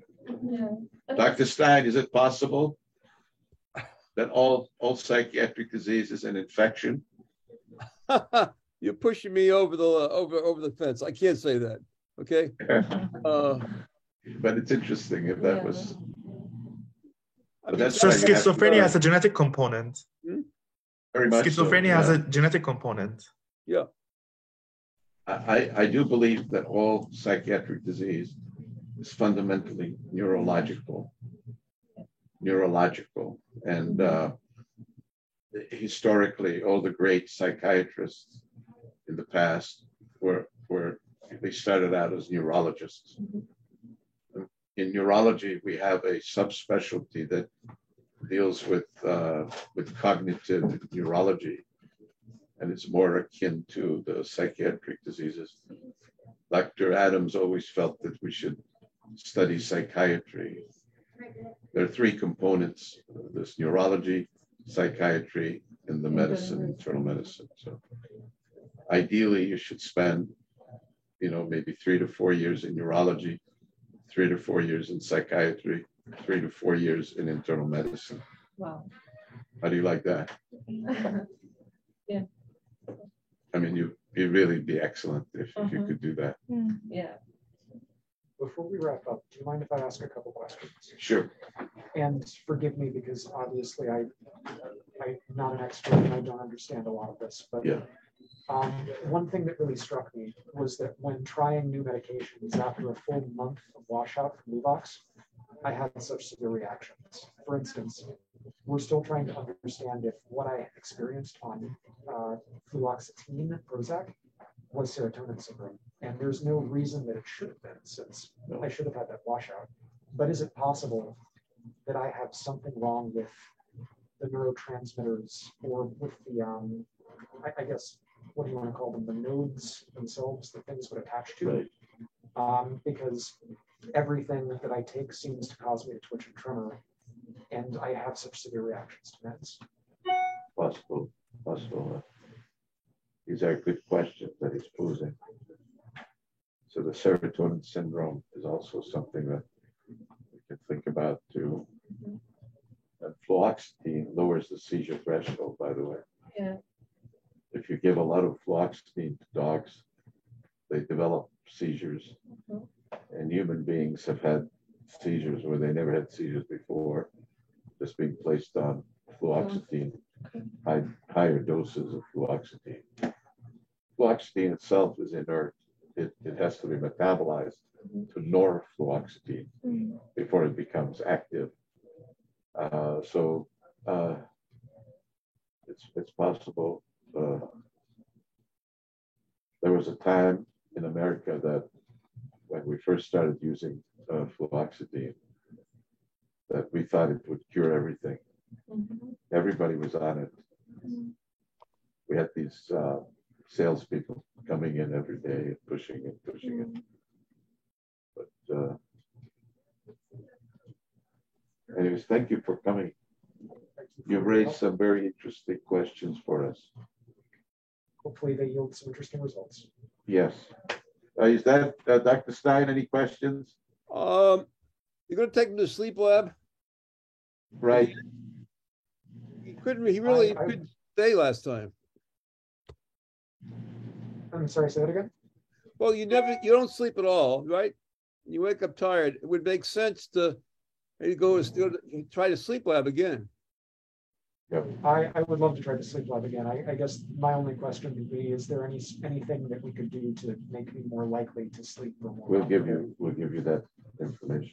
All right, come on out here.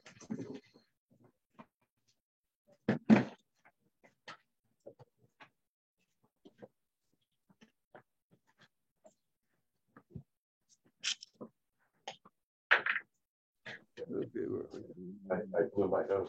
I can hear now. Yeah, okay. I couldn't hear you before. I thought you were just like. Okay. Well, what do you think? So I want to mention that Prozac's half-life is 2 weeks, and the washout period for it is minimum a month, 1 month. Yeah. So it would it would make sense that if he was taking other medications at the same time, it could actually cause him serotonin syndrome. Yeah, I had a patient I was transferring from Prozac to MUIs, and I think I had to wait like 5 weeks. Mm-hmm. Yeah. Incredibly complicated case. And he is so observant of his symptoms. The interesting question I asked is he able to go to work? And the answer is yes. So in spite of all these things, apparently you can say he has a high-tech job, and he's able to do that. So I guess his chief complaint is sleep. You start with that. You know, somebody issue with MS, yeah, you worry about MS, worry about everything with this patient. You have to kind of narrow what your approach is. I think approaching sleep and getting an image of his brain, MRI would make a lot of sense. PANDAS does cause changes in the brain. You can see. There's very little work on adult PANDAS, but it exists apparently. It's rare. I've never heard of a case like that, but you know, the textbooks are written from observations in the clinic. They're always incomplete. You know, you take this guy at his word and go step by step. You look for autoimmune indicators. I think I would like to see a metabolic image of his head, but I don't think Dr. Bennett does that necessarily. But it'd be interesting to see the MRI. He also. Yep. Yes, please. I guess everyone has questions. Yeah. Yeah. He also. I have a question. Yeah. Keep talking, okay? By looking at him, like we can say that he was more observant about his symptoms. Like he was constantly thinking about, like whether this could be a sign or a symptom of his disease. Like, does that have an impact on his symptoms? Like him being always thinking about it, or trying to be observing everything as a symptom of the disease? Like, does that have an effect on the I don't know. lifestyle? Your job is to observe. Ideally, you would go to the gym with him, okay? Take his blood pressure, it works out, and see whether it's hypotensive. We don't know. That's why, ideally, having worked at a mental hospital for many years, if you bring a patient in the hospital, we have nurses observing the patient, very helpful. But I think with insurance these days, no one's going to admit him. But he really needs to be in a place where you get more observation. Okay, your observation, not his. Okay, you listen to what the patient says, but you have to yourself make sure when you write the chart, it's your observation. I think we also should obtain some history from his close family members, like who lives with him every. You said the family has a lot of mental illness, right? His father has sleep apnea. Initially, I thought the initial complaint of falling asleep all the time and not sleeping well was narcolepsy. Idiopathic hypersomnia. We got to get a sleep study. What goes on in sleep is so important. I don't know how you sedate people for a sleep study, but you really have to see that EEG during sleep, particularly. It's very important.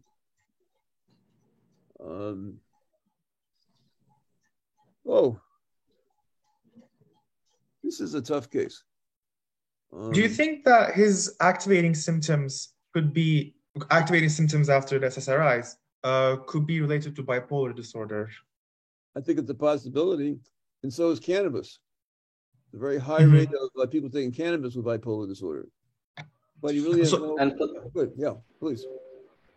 And I wanted to add that cannabis also causes enzyme inhibition. So whatever drug he was on during that time, it would have accumulated already in his body because that cannabis is an enzyme inhibitor. So maybe the symptoms are coming from there. Well, ideally, the best care is to take him off all medications. Right? Otherwise, you really don't get a clear picture. Where do you take him off medications? In the old days, you bring him to a hospital, take him off everything and watch. It's a real problem with a patient like this, given our current medical system. It's very hard to find a way to. They have day hospitals now where a patient comes 8 hours a day. You'd have to come up with a diagnosis that the insurance company would accept, but you have to get more observations on this kid. Maybe set up a video camera in his bedroom. That's something he can do. If you can't afford the polysomnogram, costs about $2,000. The portable ones only measure breathing, the heart rate. They don't look at EEG, which is so critical. So, yes, Doctor. Some of the rotators were mentioning hypnagogic hallucinations. Isn't that normal already? Like, isn't that something that everyone has? Once in a lifetime is no problem. But if you fall asleep and you get paralyzed, you have these weird hallucinations, you're half awake and not awake, other symptoms of narcolepsy. But the only way you can diagnose narcolepsy is with a multiple sleep latency test. And you pay every 2 hours, the patient is told to take a nap. You see how long it takes to go into REM sleep. And what about the twitching of muscles and stuff? I think Dr. Provelike was asking about it. I think that's pretty normal. Maybe for you. But the frequency, like he said, he was experiencing those every time he fell asleep. Do I have some sort of disorder? One of the things you do with a sleep study is you also put leads on the legs, because the whole issue, from my understanding, it's the electrical awakenings that ruin sleep. So you have to have a EEG, and you can get awakenings from snoring or apnea, or you can get awakenings from leg twitching. Again, you have to measure this stuff. I have a really good small tape on that, a little bit of it.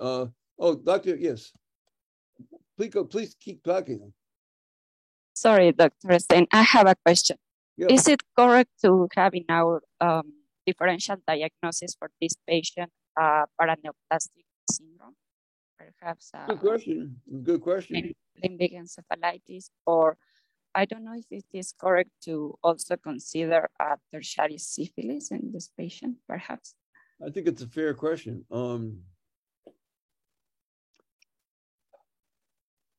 But if it's a tumor, it usually would something would happen over 3 or 4 years. There'd be some progression. So I think that, but it's worth considering, absolutely. Let me see if I can get this for you. So that's why I was also thinking this. That's why I asked him about his urination, about frequency of urination, to see something about SIADH. Yeah, didn't have that. Yeah. The other question is a small part of hypochondriasis with this patient. I mean, he's over observing himself. You know that, right? But on the other hand, maybe if I had that, I'd be observing myself too. So it's hard to know. I mean, I thought he was a healthcare worker because he was describing his symptoms like a healthcare worker. If you're a bright person these days and you're feeling sick, you could be as smart as a doctor, realistically, Let's see where we are. last time he failed the sleep study. Do you consider for a portable PSG study on him, maybe consecutive 2 days and what you saying, PTSD? PSG, polysomnography. Oh yeah, you have to do polysomnography. The portal one, I mean, he failed the last sleep study. Maybe we can give him the portal one to let him bring. Absolutely, absolutely. The hell is this thing here? I can't find my seizures.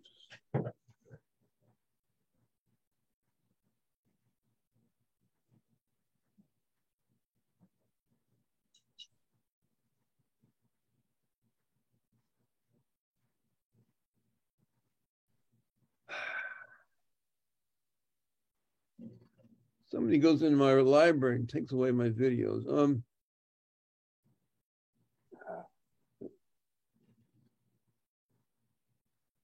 I'll find this. I know where to find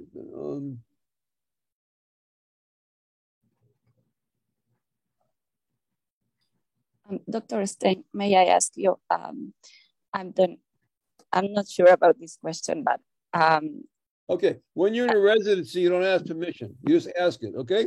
Okay. How is the better approach to ask about his sexual life in the patient? Sexual life? Yeah, I don't know if we have to go as far. These days, you can just say you're gay or straight. You can ask them, or what his sexual preference is. Has to do with your courage, really, to ask it. You should do that. I mean, if you're really looking for information, or you may want to wait for the second visit. It's not that clear.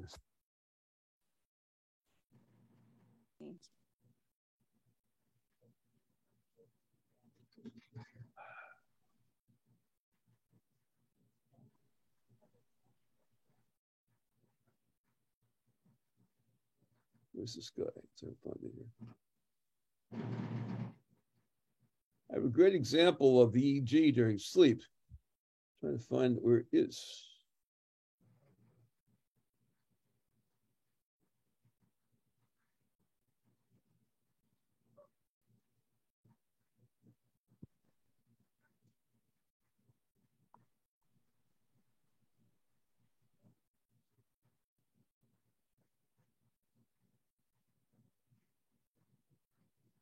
Oh, God.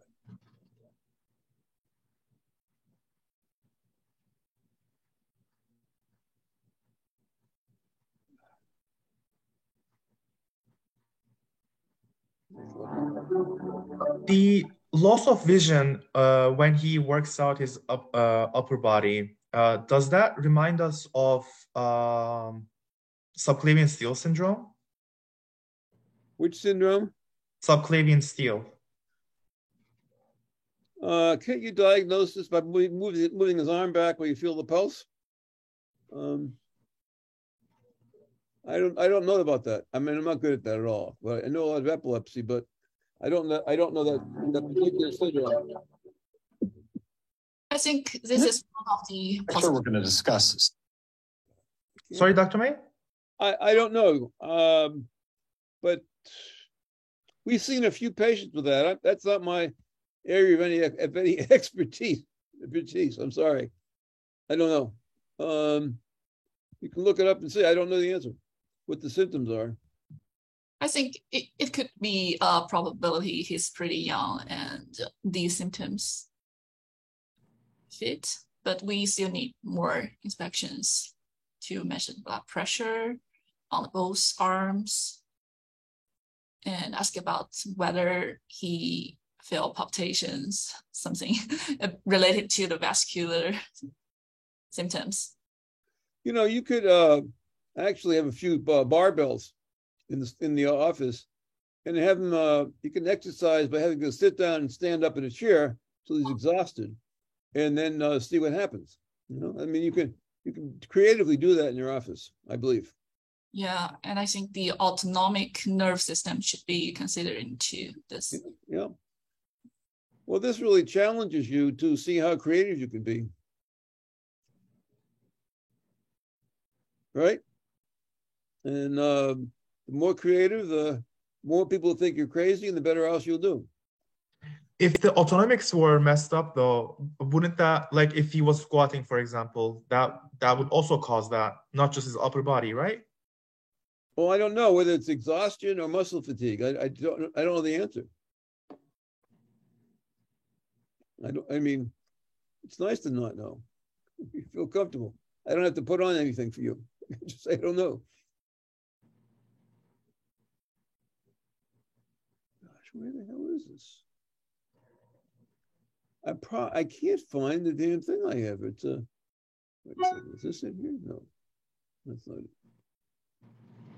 I apologize, but maybe you could find something else.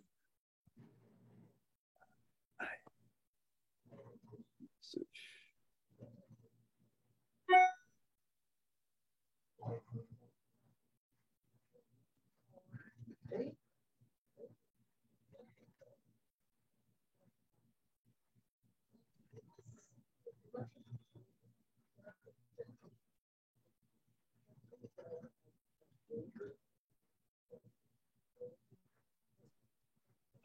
I lose it.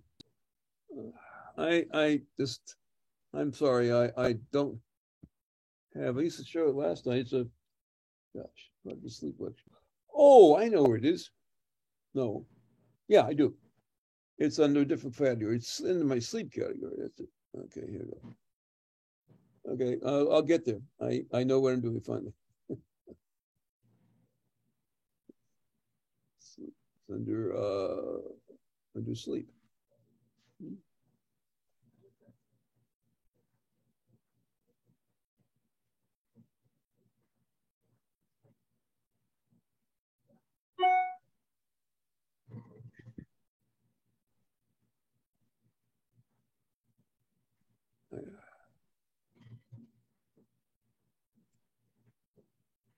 Okay. Where's this going?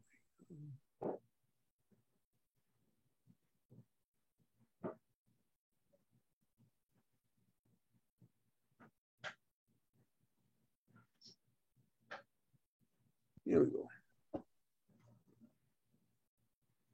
Let's see if I can get this.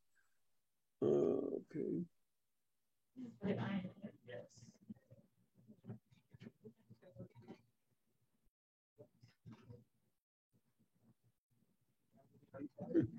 It's not there. Try again.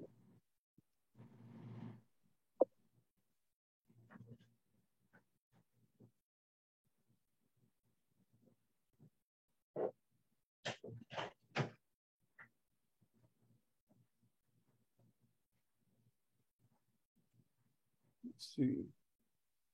That's not right. It's not here.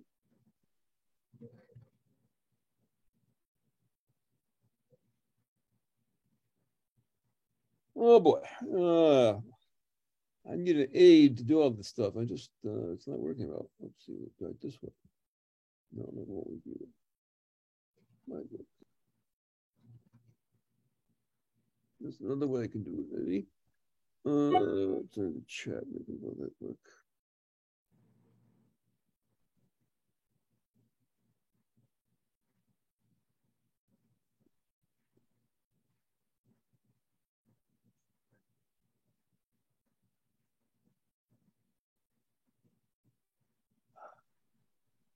No, that's gonna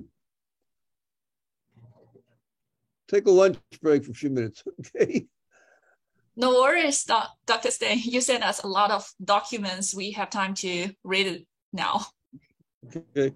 Yeah, I try to keep a library of all the things that come up with patients. I'm really trying to get, I'm not going to give up.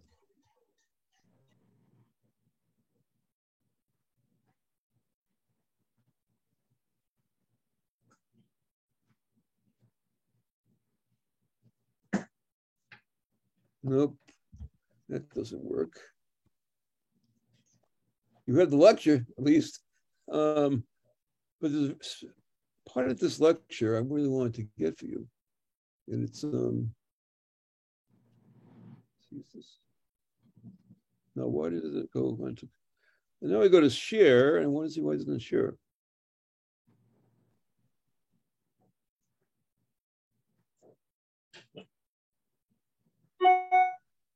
Let's try again.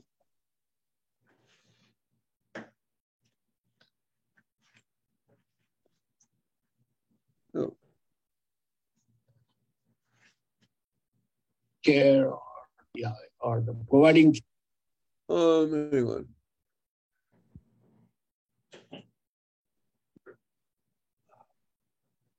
Stop soon.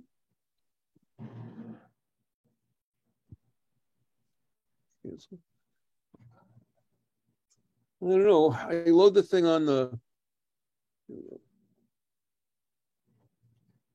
computer.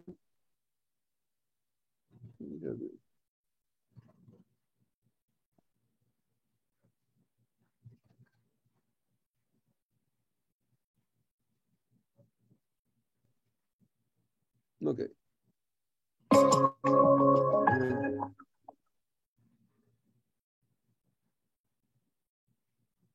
Okay.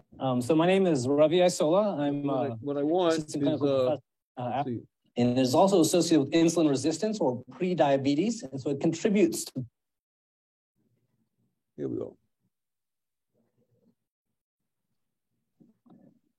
So again, the formal criteria for a diagnosis of obstructive sleep apnea, you asked earlier, could you have upper airway resistance or have obstructive sleep apnea? This is what Medicare and everyone else wants to see. Do you have symptoms? Unintentionally falling asleep, feeling fatigued, not feeling that sleep is restorative? Do you ever wake up with breath holding, gasping, or choking? Does someone else ever notice that you breathe irregularly during sleep or have periods where it seems that you're struggling to breathe? And then during the sleep study, we're looking at the apnea-hypopnea index, looking at the number of times per hour we see this abnormal breathing. Less than 5 is considered normal. 5 to 15 is mild. 16 to 30 is moderate, and upwards of 30 is severe. And that's really what we're looking at. And how we came up with these numbers was based on the level of sleep disordered breathing that contributed to cardiovascular risks, so risk of high blood pressure and heart disease. All right, bunch of squiggly lines. Now I'll go through this so very carefully. I want you, up here is the EEG. I don't want you to pay too much attention to that. That's when we're looking at brainwaves. This is what we're doing. We're looking at a sleep study. But I think I'm gonna just cross over here. I think everyone can everyone see this? These lines here? Those are effort. That's a person trying to breathe. This is when we're looking at the flow. Here you see there's airflow and there, none. Is that clear to everybody? Person is trying to breathe, but there's no air flowing. Then what happens? Oxygen level was 96% here, and it dropped all the way down to 79%. This is a 2-minute fragment of a sleep study. So in this process of 2 minutes, this person is trying to breathe probably for a good almost 30 seconds. No air is flowing. Oxygen levels are dropping. And then we look at the EEG pattern. The person wakes themselves up because they can't breathe. Then they fall back to sleep. Great. What happens after that? Fall back to sleep. Cycle repeats itself. Fall back to sleep, muscles relax. Person's trying to breathe. There's no flow. Oxygen levels drop again. And this pattern just keeps on going during the night. So this is someone who has severe apnea. So if this is happening 30, 40, 50 times an hour over a period of 20, 30 years, it's not hard to imagine why this contributes to the risk of heart disease and stroke. And this is what I mentioned, the hypopnea. This is the same sort of idea. There's still some air flowing. Okay, it's not completely blocked off, but oxygen levels are still dropping down to as low as 85%. This is with the person sleeping on their side. There's this little watermark in the back you can see. Is that clear to everyone? I know I got to go real slow with this with the medical students and residents too, because there's a lot of information here. But I really want you to focus down here on the oxygen levels and the breathing, because that's really where we know that there's a significant risk. This is just another closer view of it. Same idea. Person, this little watermark is telling us he's sleeping on his side, and over on this end, the chest and abdomen working to breathe, but no air is flowing, and oxygen levels again drop from 94 all the way down to 83%. The low oxygen levels you're seeing early there, you can see for those of you with very sharp eyesight, the 86, 87%, that's from the episode that occurred before, and we can't see it on the page. Very good question. So, getting there. So what we do during that split night study is, then we say, okay, this guy's several times an hour having sleep disordered breathing, oxygen levels are dropping. If this person is awake, they're in the intensive care unit because oxygen levels in the low 80s are dangerous. In the lab, we use CPAP. So we put a mask on, I'll go over that, and we start we start air. And CPAP stands for continuous positive airway pressure. People often ask, if I use extra oxygen, is that enough? No, it's not. Because the problem isn't low oxygen all the time, it's that the air is getting obstructed. There's an obstruction to flow. So pressure is what's needed. And that pressure opens up the airway. Here, so during that second part of the test, what we're doing is we're putting that mask on and the technician is adjusting the pressure settings. And this is the beauty of having the attended polysomnogram, doing this in the sleep lab. The technician is monitoring multiple issues and seeing what pressure is needed to keep the throat open. Here, this person is a very big guy. He's about 6'5" and about 300 plus pounds. So he needs a higher pressure.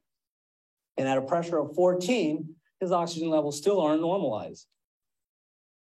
Finally, we get to a higher pressure and we use a little variation on the CPAP called a BiPAP.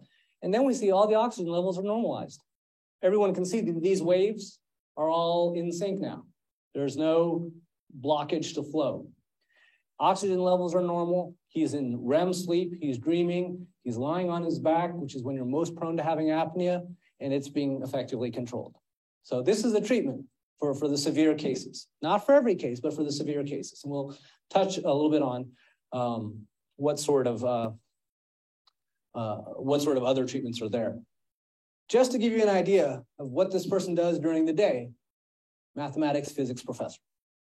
So this is not someone who can't get through the day, can't get their work done. This is a highly intelligent, highly functional person who has been dealing with this for years and finally came to our clinic because he was starting to develop high blood pressure that was hard to control, was taking 3 different medications, was started to report fatigue, but had been putting up with this for years and years and years. All right, I put this slide in too, just so, and I'll go through this. This is a more compressed version. But people often assume, as I mentioned, that sleep apnea is a disease only of overweight middle-aged men. That's not true. Now, overall, the chance of women having sleep apnea is less than that of men until menopause. After that, it kind of evens out. Women also have a number of sleep complaints around the time of menopause as well. Some of that is hormonal, and things like hot flashes can certainly also contribute to sleep problems. But sleep-related breathing problems also increase in women after menopause. And that's something for everyone to keep in mind. Also, women's pattern of sleep apnea can be different than that of men. They may have apnea only when they're in REM sleep or dream sleep and be fine at other times. And this is a case, this is a non-obese woman in her, I believe she's in her mid-60s. And this is a 10-minute psych, highly compressed. And there's no apnea here. You can see there's some irregularity with the airflow if you look at all these waves, but they're essentially pretty normal. Oxygen levels look pretty good, 93, 94%. And this is during non-REM sleep. Again, we discussed why the distinction of the type of sleep you're in is important. As we go on and keep watching her sleep during the night, we start noticing, well, as we're going through the night, she starts having a few events. meaning a few episodes of apnea, where she's trying to breathe, and this one is for 16, 17 seconds, 20 seconds, 24 seconds, and oxygen levels are starting to dip, 93, 94. We're approaching a period of REM sleep. And then we start transitioning from stage 2, which is one of the non-REM stages, to REM. And again, REM sleep is when we dream and our muscles really relax. And what we see here, those apneas start getting longer. Starts getting from 25 seconds over a minute at 79.4 seconds. And then these oxygen levels start dropping down to 73%. And then we go full-blown dream sleep, REM sleep. And this is a period for 81.7 seconds. She's trying to breathe for over a minute, almost a minute and a half. She's trying to breathe, and there's no air flowing. And oxygen levels started out at 97%.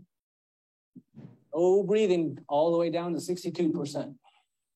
Okay? You know, anyone remember Shakespeare Hamlet? There's a rub. If you're perchance to dream and go into REM sleep, there's a real danger there in patients who have apnea. And remember, that REM sleep is really in that early morning period. So we often hear people having heart attacks or strokes early morning. No, this is an association for those of us who do sleep, we really think about. We're like, well, that's not hard for us to imagine in someone, because that's the period when they're most vulnerable. Treatment with CPAP. So again, this is that same patient with the mask. We put them on CPAP, and a CPAP of 7.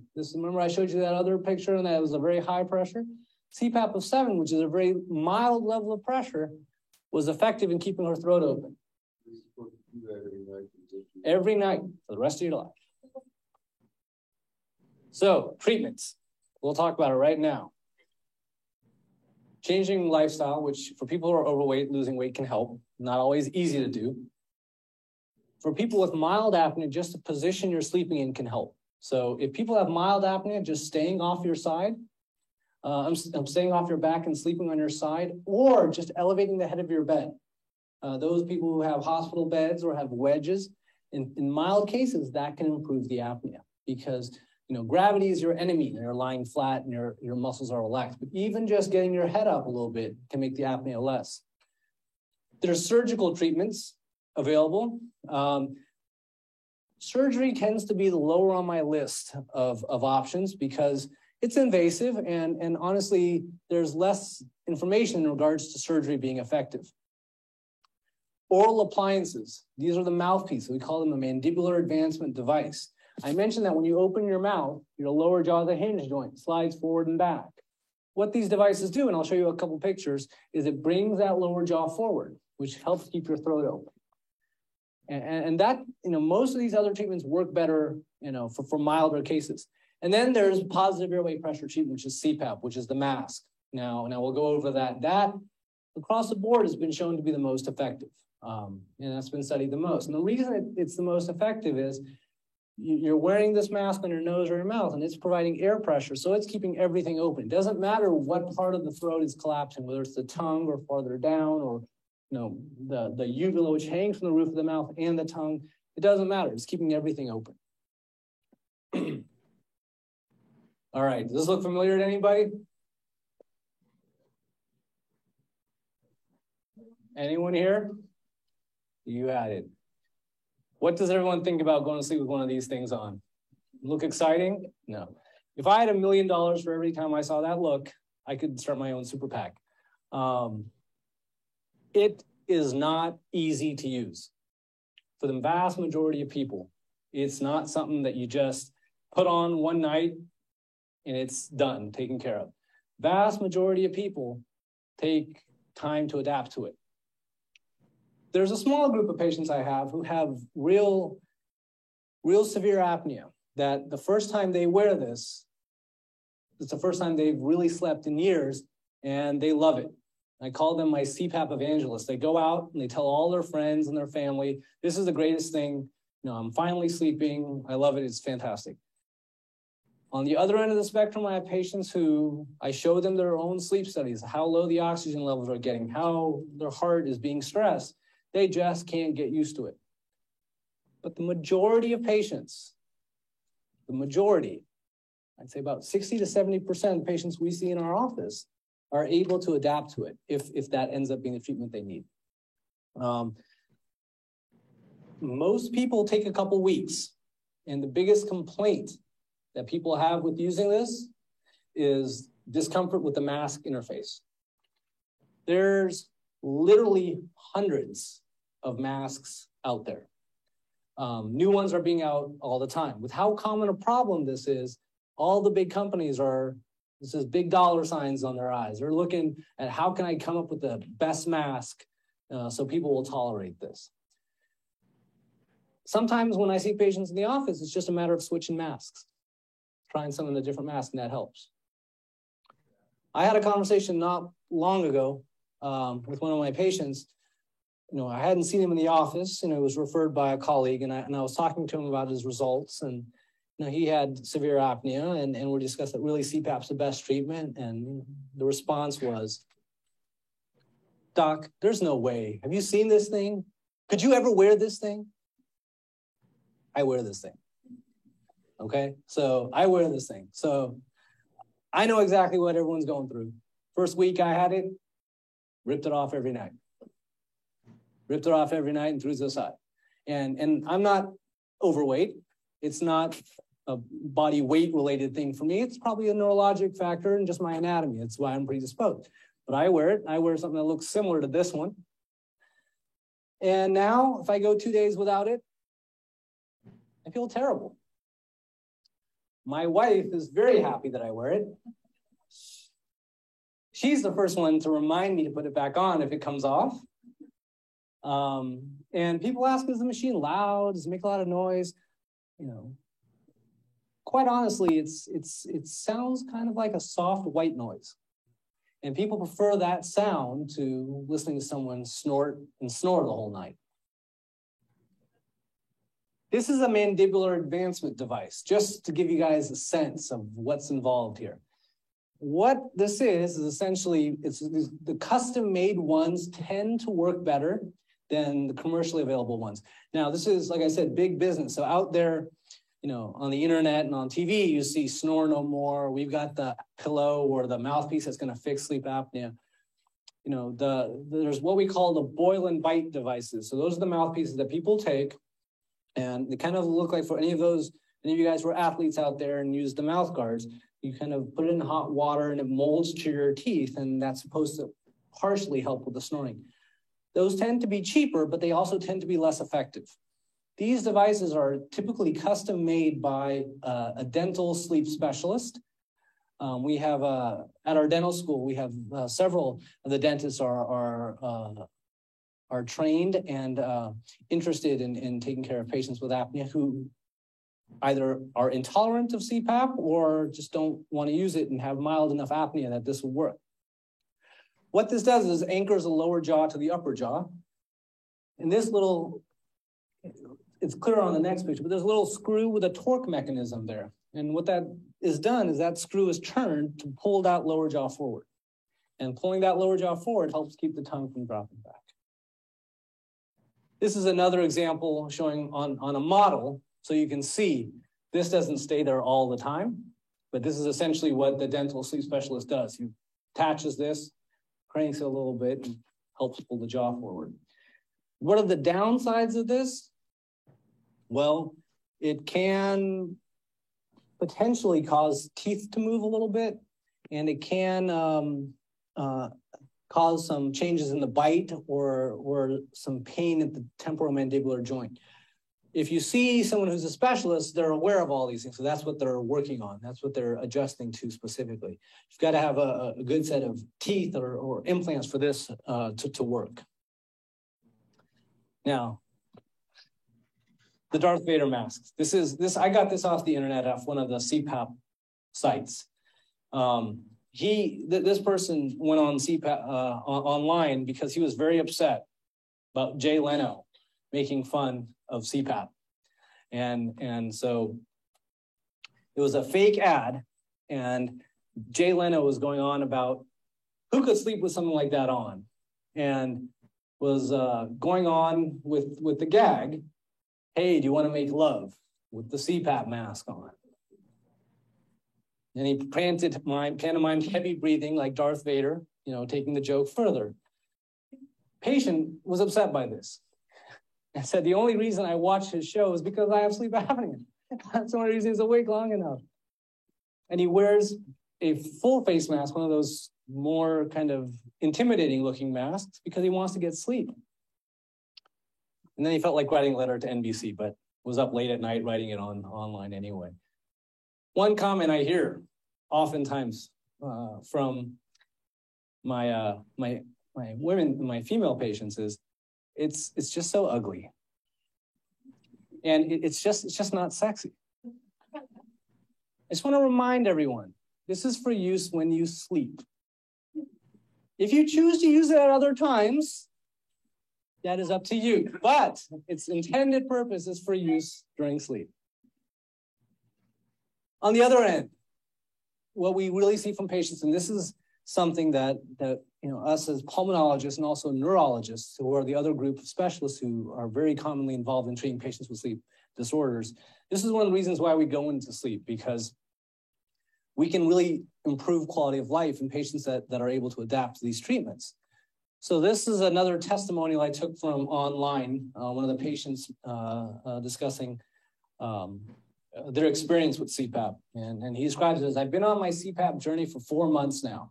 At times it's been frustrating, mask leaks, nasal congestion, almost across the board, very, very common experience for most patients who are first starting out on CPAP. And then he realized in order to reap the benefit of therapy is to stick with it, find ways to make it work. And this is, again, something that I emphasize when we see our patients. There's got to be some buy-in. You know, you've got to say, look, it's not the greatest treatment option. You know, I'd much rather just take a pill and be done with it. But that's not how it works. So there's got to be some buy-in. And then this is what we hear, though. The people who are able to adapt, I do feel has changed my life, given a second chance. No longer wake up with a headache, which is also a very common symptom. No longer wake up to use the bathroom. No longer feel sleepy during the day, watching TV or at the movies. Just feel happier and more full of life. Not my words, this is taken from online. This was posted at 2 a.m., which my point here is there's other issues that this person probably could be working on, is being on a more set schedule. But at least, you know, they're using the CPAP. I'm going to skip over these. This is some of the medical journals, the big New England Journal articles looking at patients with sleep apnea and heart failure, finding that really treatment of coexisting obstructive sleep apnea by CPAP reduces blood pressure, improves left ventricular systolic function, it improves your heart function. In people with heart failure or heart disease, using this treatment, not just, if you can adapt to it, not just makes you feel better, but improves your heart. I always put this on there because it's interesting. Anyone ever think about how dolphins sleep? Dolphins are mammals. They have to go to that surface to breathe, right? So what dolphins do is actually they sleep half a brain at a time. It's really fascinating. Half their brain goes to sleep. And this is what they look like. It's called logging. They kind of just, you know, group together in their pods and then aren't actively swimming. And then the other half reminds them to go up and breathe and come back down, and that they actually do hemispheric sleep. And a lot of marine mammals do this. It's really fascinating. I'm going to skip over this. This is in patients with heart failure. This is often how I feel.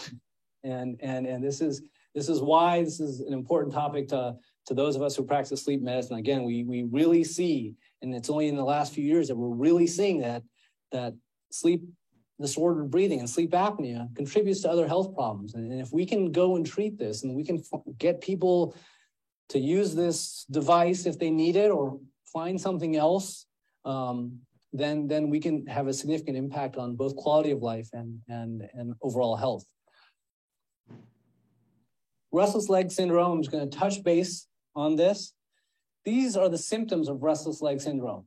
Oftentimes I have patients who've had this for years and they've never had words for it, But it's this urge to move the legs that typically occurs when you're sitting around, like now listening to a talk for a little while, and have a tough time sitting still. Tends to worsen in the evenings. And in some cases, it really bothers people when they're lying down to sleep. They notice it gets better if they're up and walking, and movement or massage tends to help.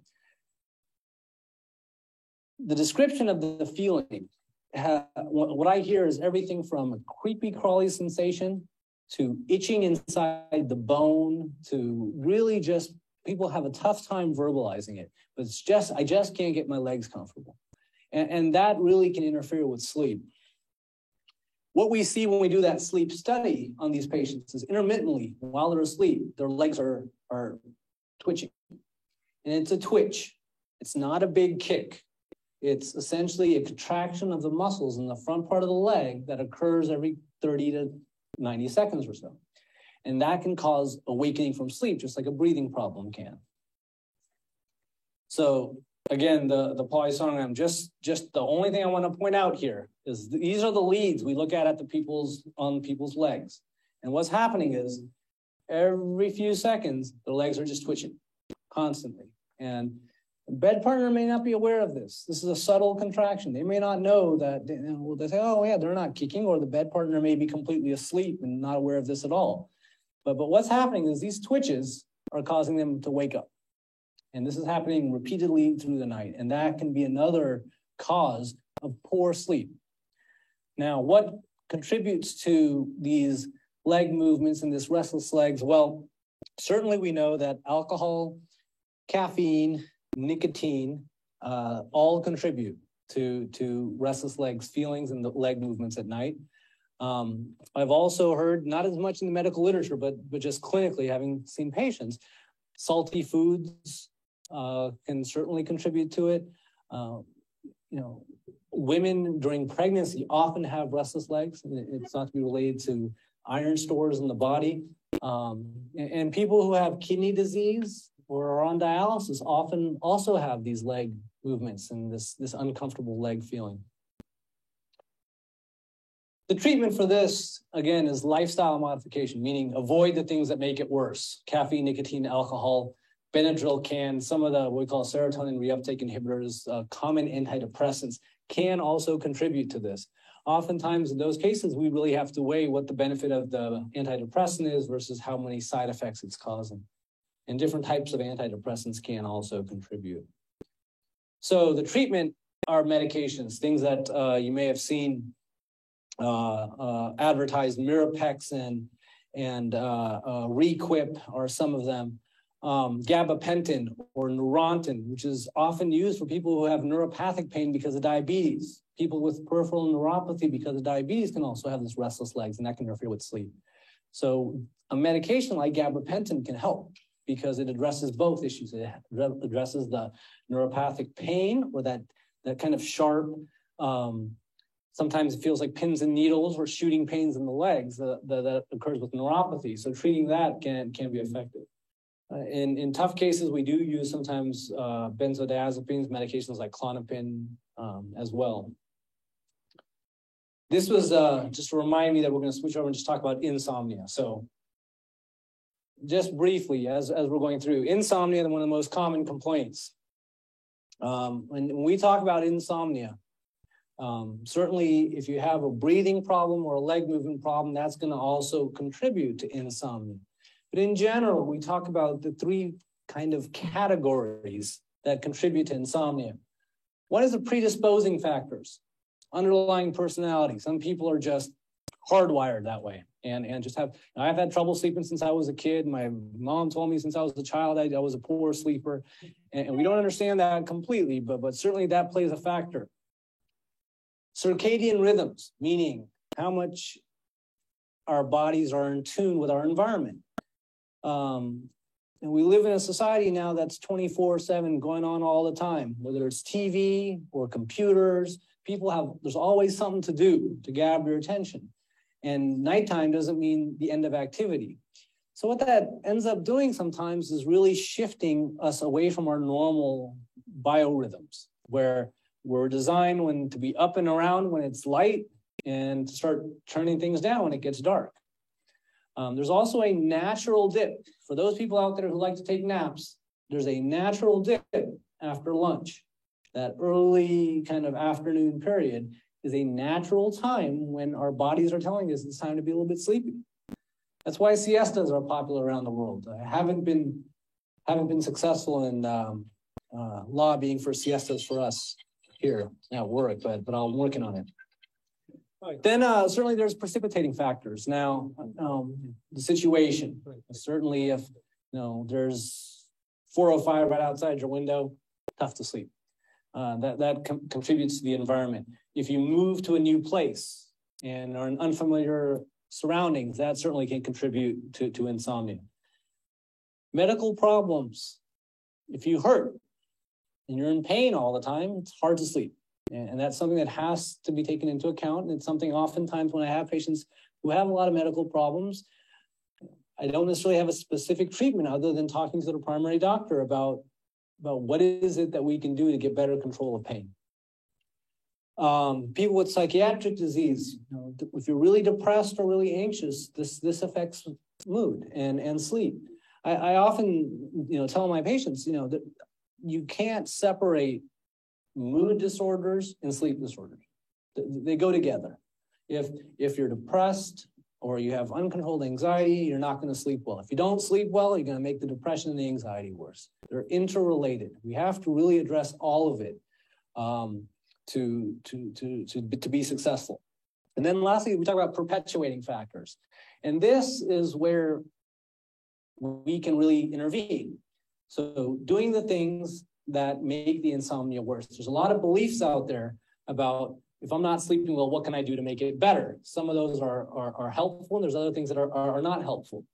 A lot of patients self-medicate, drink alcohol, and that puts me to sleep. Sure, it puts you to sleep, but once that alcohol is metabolized, it starts interfering with the normal sleep patterns and can actually contribute to waking up afterwards and worsening insomnia after.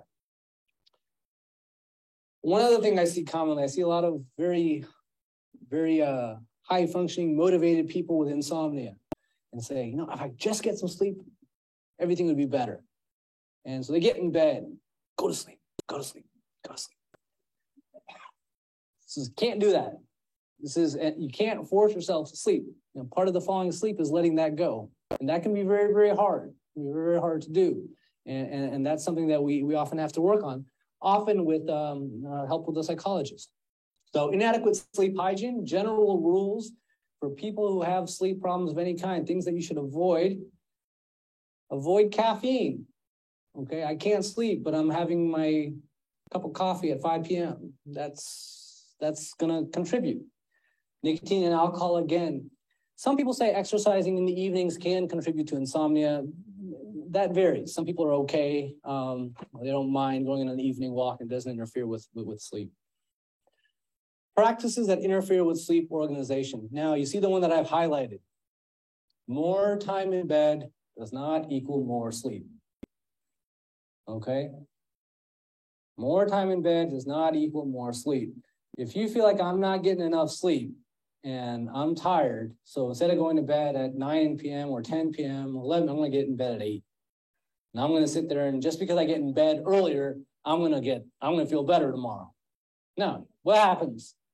You sit in bed at 8, mind keeps working. I'm not asleep yet. And then what happens? You start looking at the clock. It's 9 o'clock. It's 9:30. Now it's 10 o'clock. Now I'm still not asleep. I got to be up at 6 tomorrow. Oh, tomorrow's going to be terrible. Now it's midnight. Oh my goodness. Now it's 1 a.m. I haven't slept. I've got, 4 hours, 5 hours. I can get 4 or 5 good hours now if I get to sleep right now. Is this familiar to anybody? Yeah. This is the classic insomnia belief and behavior that exacerbates the insomnia. Because when you're sitting there in bed, getting agitated and frustrated that you're not able to get some sleep, do you think that increases your overall arousal and stress level or decreases? Increases. And so you can't go into that natural process of sleep when you're all amped up and agitated. So what do we do in those circumstances? Sleep hygiene is this is where, and this is not easy to do, and it's slightly different for different people, but if you're not asleep within about 20 minutes, and I'm not saying get out of bed. Get out of bed, sit in the chair or leave the bedroom. You can do something that's boring. Don't get on the TV, watch your favorite show, or get on the computer. Couple reasons. One, we don't want you to do anything that's going to interest you and wake you up. Two, you don't want a lot of light. That light also is very activating to the brain, tells you it's time to get going. So read in dim light.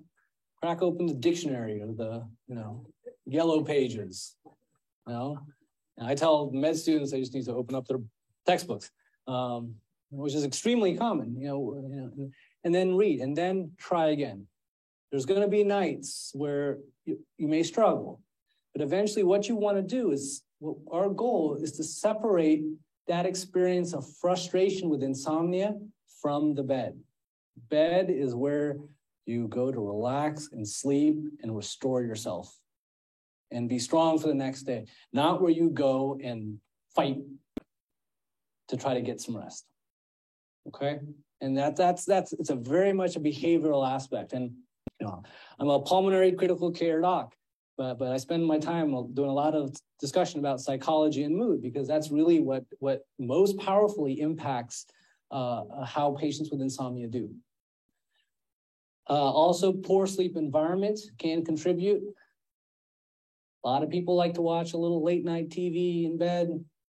That's what they love to do. By the strict recommendations, you're not supposed to do that. There's some room to negotiate there. But if you've got the TV going on full blast for a long time, you say, I fall asleep with it on, it's okay, it doesn't keep me up. Your brain is still hearing all that. And those brain waves that I'm talking about may respond. And you may think you're out, but you may not be. So cool, dark, quiet. One of the things we also recommend is having a set wake-up time. 7 o'clock, 8 o'clock, whatever it is. Yeah, but doc, it was a really late night. It's really tired. If I just stay in bed a little bit longer, get a little bit more sleep, I'll be okay. That just perpetuates the pattern. Then that following night, you're going to be off schedule. So really the easiest thing to do to help get a good schedule is to say 7, 8 a.m., I wake up. Who here is retired? Retired. You guys are the worst culprits there. You and the college students.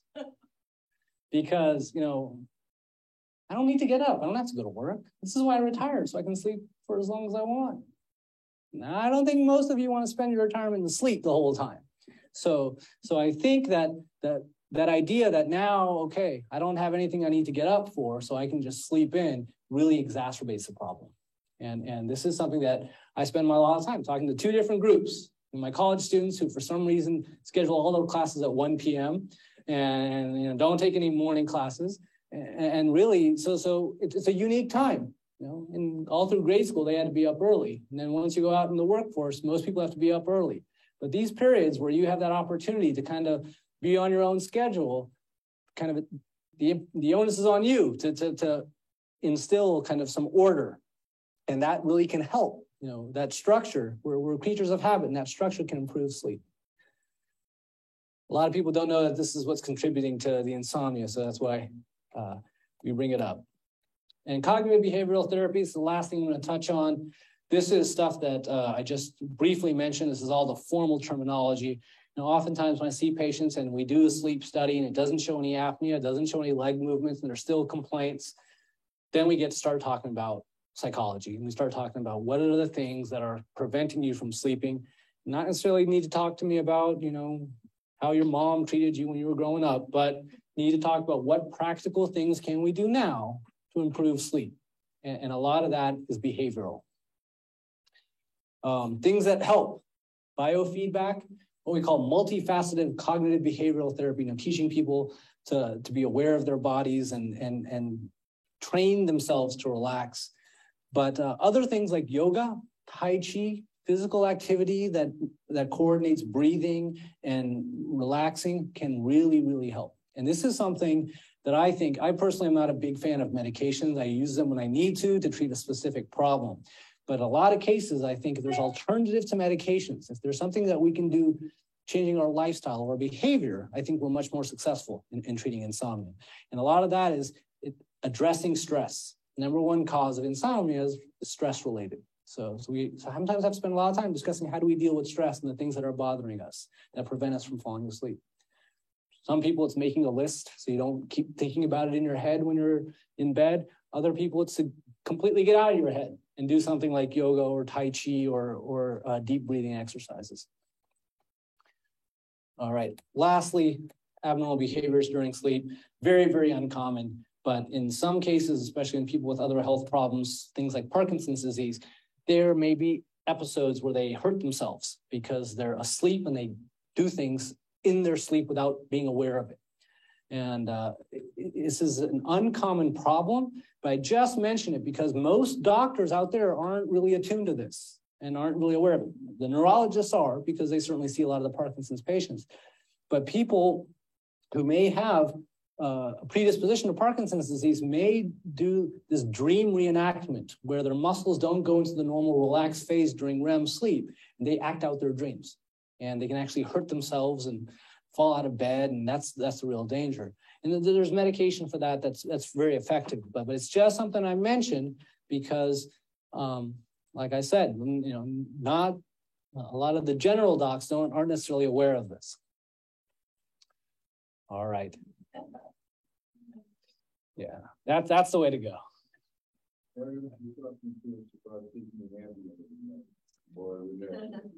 Very good question. So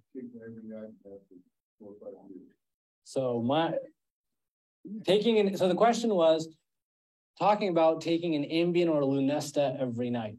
So in general, there's only a small group of patients, I think, who should be taking medications like Ambien or Lunesta every night. Why? Because if they're taking a medication to sleep and that's covering up another problem with their sleep, if the person has apnea that's not been diagnosed or investigated, or the person has leg movements that have not been diagnosed or investigated, and they're just taking a medication, that may help them fall asleep, but it may be masking an underlying health problem that has a significant impact. So what are we supposed to do? I would not recommend keep popping the pill. I would recommend discussing this with your primary care doctor first and say, look, I just listened to this talk. Dr. Isol was by, he was telling me about all these things that can happen when you sleep. I've been taking these meds for 3 years because I don't know if the reason was because you couldn't sleep. Primary care doctor prescribed Lunesta and Ambien, been my doctor for 4 years. The last 4 or 5, 6 years I pop them. I'm not thrilled, but I'm waiting to do something adverse. You're not telling me anything adverse. It's adverse if it's covering up a health problem that's not being asked. There's the primary care docs, like I said, this is an area of medicine that's taken a while to catch up with other areas. So a lot of what I spend, and a lot of the slides I'm showing you are the same slides I show the primary care docs because they're not aware of this. And they're not realizing that apnea contributes to risk of heart attacks, risks of strokes, and risk of heart failure. So I don't treat obstructive sleep apnea with a sleeping pill. That's not the right treatment, and that needs to be investigated. The pill, if you want, the problem is the pill isn't help. It may make you fall asleep, but it's not treating the problem, and your underlying risk is still there. Go ahead. When you showed a slide and showed that sleep apnea was associated with heart disease. So oftentimes when the message I try to get across to the primary care docs is, they're very attuned to checking everyone's cholesterol, checking everyone's blood sugars. They want to know, is your lipid panel, is your LDL, your bad cholesterol in the right range? Is your blood sugar, your hemoglobin A1C in the right range? Because they're thinking if those are out of control, that person's risk of having a heart attack or stroke is increased. They need to add to that list sleep apnea. And that's why I always love the opportunity to talk to y'all here, because if you go to your primary care doctor and say, hey, this is something that's been and I heard about this. It's in the news. There's a big study that's been published. Is that something I could have? Should I be tested for that? And I think those are valid questions. Another question is your slide of the patient in the sleep lab showed no electrodes around the eye. How do you measure REM? Right, there were electrodes on the eye. There's 2 electrodes on the left and right that we do look at the eye. So REM, we look at both the eyes and the brainwave activity. And that's how we tell REM.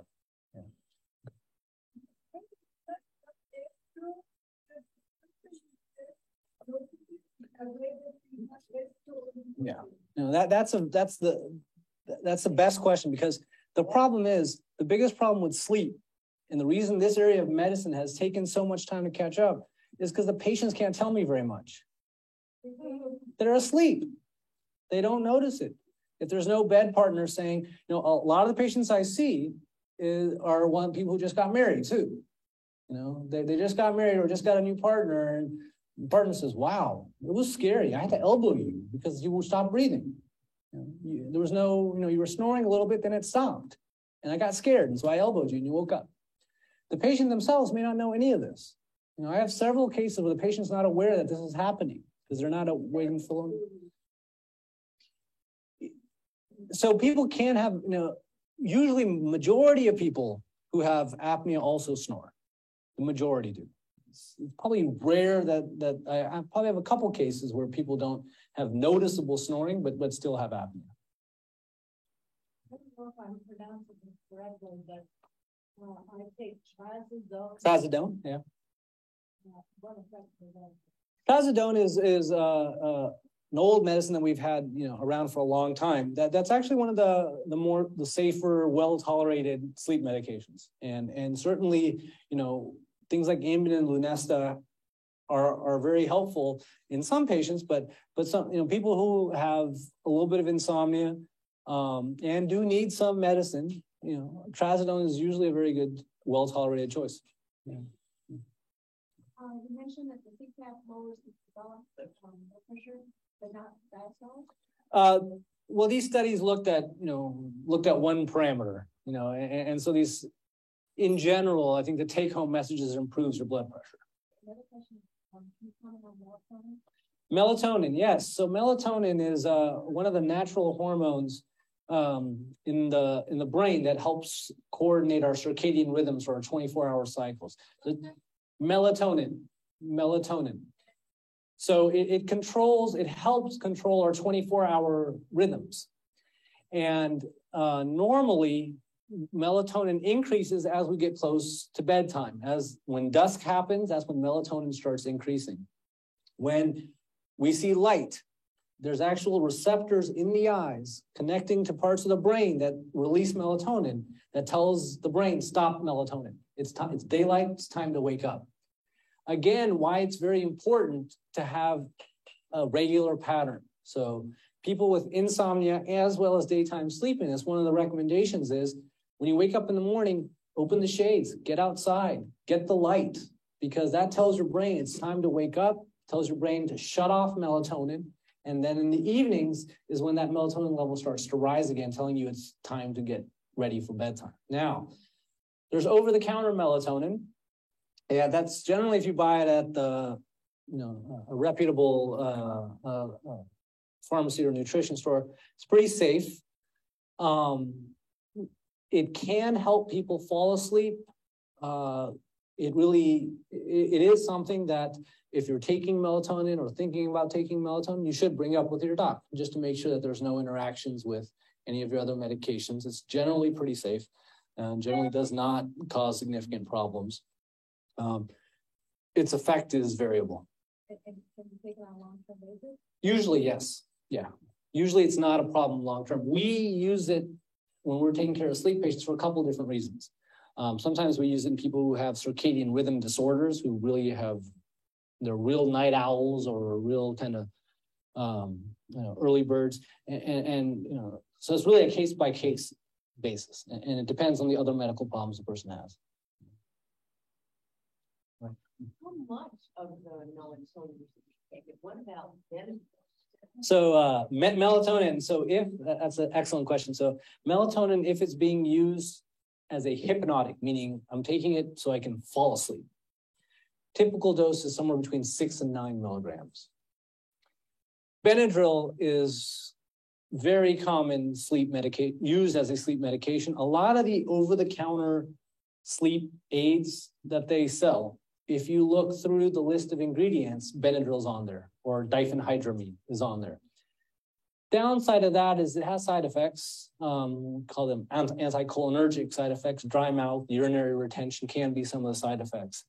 And you know, I have some patients who actually take Benadryl and have been taking it for years, and they also have a lot of allergies and nasal allergies. So it addresses a couple things at once, and it's the side effect of making you sleepy is kind of an added bonus for them because they're taking it at night. Again, it's really case by case. It depends on what you're taking it for. I don't recommend it as a long-term sleep medication solely for sleep because it does have side effects, and those side effects can be bothersome. But occasionally it's generally safe and well tolerated, but again, we have to look at why we're using it and make sure that we're not masking something else by taking that medicine. So I think the over-the-counter dose for most of the capsules and tablets is 25 milligrams. People's, again, depends on what other medicines you're on and how much that affects you. Yeah, but less is always better. Yeah. Lorazepam is an anti-anxiety medication and also has a side effect of being sleepy. Ativan is the other name for it. So what's the difference between lorazepam, Ativan, and things like Ambien or Lunesta? They're actually very similar. There's that class of medications, lorazepam is called a benzodiazepine, and that affects a certain part of the brain. That medication has both sleep-inducing properties, anti-anxiety properties, as well as anti-seizure properties. Medications like Ambien and Lunesta are called benzodiazepine-related benzodiazepine agonists. So it's a mouthful. So they're not the exact same class. And the difference being that Lunesta and Ambien have the sleep-inducing qualities, but they don't have the anti-anxiety or the anti-seizure properties. Both medications, both benzodiazepines and benzodiazepine agonists, have the potential to be habit-forming and potential to develop tolerance, meaning that after time, just doesn't seem to work anymore. You got to take more after time. So I certainly have patients that are on both of those types of medications long-term, but again, it's after an evaluation of what else could be contributing to the sleep problem and making sure that we're addressing, certainly anything that's going to affect health and what our goal is with the medications. What about the buildup effects of all these medications? So most of these medications get cleared out of the system within a matter of several hours. Now that varies significantly depending on a person's kidney function, liver function, the specific medication, and the dose. One of the concerns I have when using sleep medications is a hangover effect, meaning when the person wakes up, the medication from the night before is still affecting them.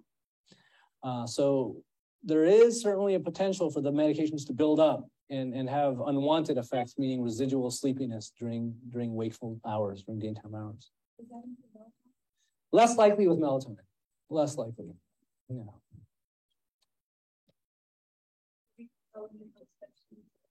Somebody else who asleep was asking, and one of the answers was acupressure versus. No, I don't like taking medication. Some people, I often get approached, and people who have tried what we call alternative therapies or acupressure or acupuncture. Now, I really think that a lot of the medicine, Eastern medicine, both Chinese and there's Indian medicine that those developed in a time when they didn't have the technology and the words that we have now. So I think there's value to all these different approaches. But I think things can be complementary. The one thing some people I have patients who've tried acupressure or acupuncture, both for restless legs as well as insomnia, and had very good benefit from it. The one thing I do caution is herbal medications. So over-the-counter and herbal does not equal safe. Okay, so there can be problems with those. And just because they're prescription doesn't mean absolutely safe either. So there needs to be an awareness of what you're putting into your body, and make sure that your doctor is talking to you about that and you're bringing that up, because ultimately you're the one taking it. But certainly I've heard mixed results, but I have several patients who've had real significant improvements with things like acupressure and acupuncture. Any other questions? All right. Consistent every night, or somebody had 2 nights and not other nights? Again, an excellent question. You guys are a fantastic audience. It can vary night to night to some degree. In part, if like what we see on the sleep study, if the person never slept on their back during the sleep study and sleeps on their back all the time at home, that certainly can be a cause. Medications and drugs, especially alcohol, can affect how severe the apnea is. Some patients only have apnea if they drink alcohol or take something that suppresses the brain's arousal threshold. So it can be some variation night to night.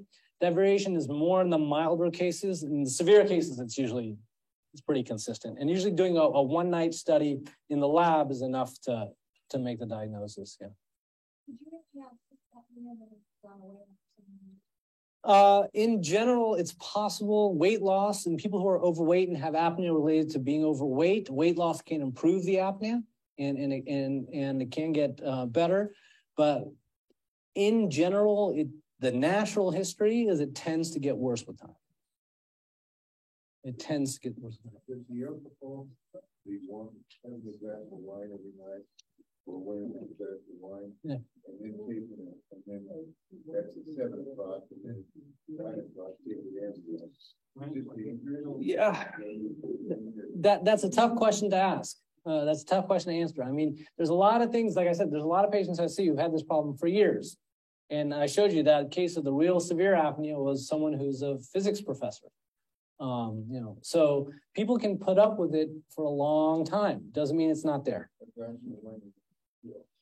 I generally don't recommend combining Ambien with any alcohol of any kind. If there's a couple hours later and it's been time to be metabolized, that may be okay. But again, the biggest concern about this is using a medication to help sleep, which may be masking a more serious problem.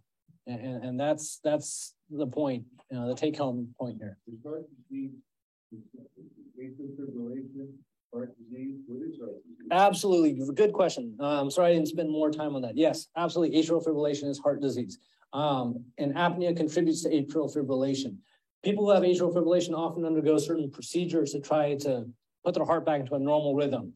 Either things like electrical cardioversion or chemical cardioversion, taking a medication that puts them back into a normal rhythm. There's been studies there that have shown that patients who have both obstructive sleep apnea and atrial fibrillation, who have both problems, then go and get a procedure to put their heart back into a normal rhythm. And then you look at them afterwards. And those patients who are treated for the obstructive sleep apnea have a much lower risk of having atrial fibrillation come back. If you don't treat the apnea, the risk of the atrial fibrillation coming back is much higher.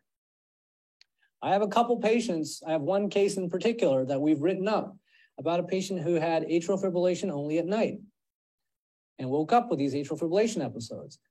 And so the cardiac electrophysiologist, who was very attuned to sleep apnea and kind of was on his radar, sent him over to our office. I talked to the patient said, yeah, I snore a little bit, but I'm not sleepy. I'm not falling asleep driving. I'm a TV producer. I'm super active. I do everything I need to do. I don't think I have sleep apnea. I said, okay, well, let's do the test. We did the test and he had severe sleep apnea. Took some convincing, but we eventually got him to use the CPAP, which was the treatment that he needed.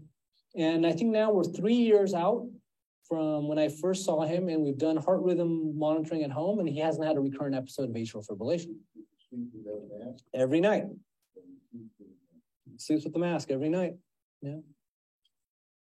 And so, that's one case, and that's not the case for everyone, but certainly, atrial fibrillation, in someone who has a normal heart, who doesn't have valve problems or heart failure or heart attacks, and has just the abnormal heart rhythm, which atrial fibrillation is the most common abnormal heart rhythm, the cardiologist certainly should be thinking about whether this patient may or may not have sleep apnea, and if they do, it's something that needs to be treated because it can contribute to the atrial fibrillation. All right, excellent questions. I really enjoy spending time with you all. Have a good day.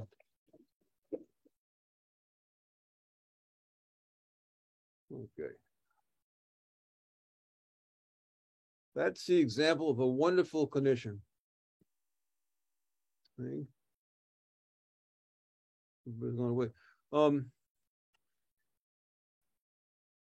Most people, one little thing I've learned over the years is women who have been sexually abused with oral sex, things like that, will never put a mask on their face, no matter what.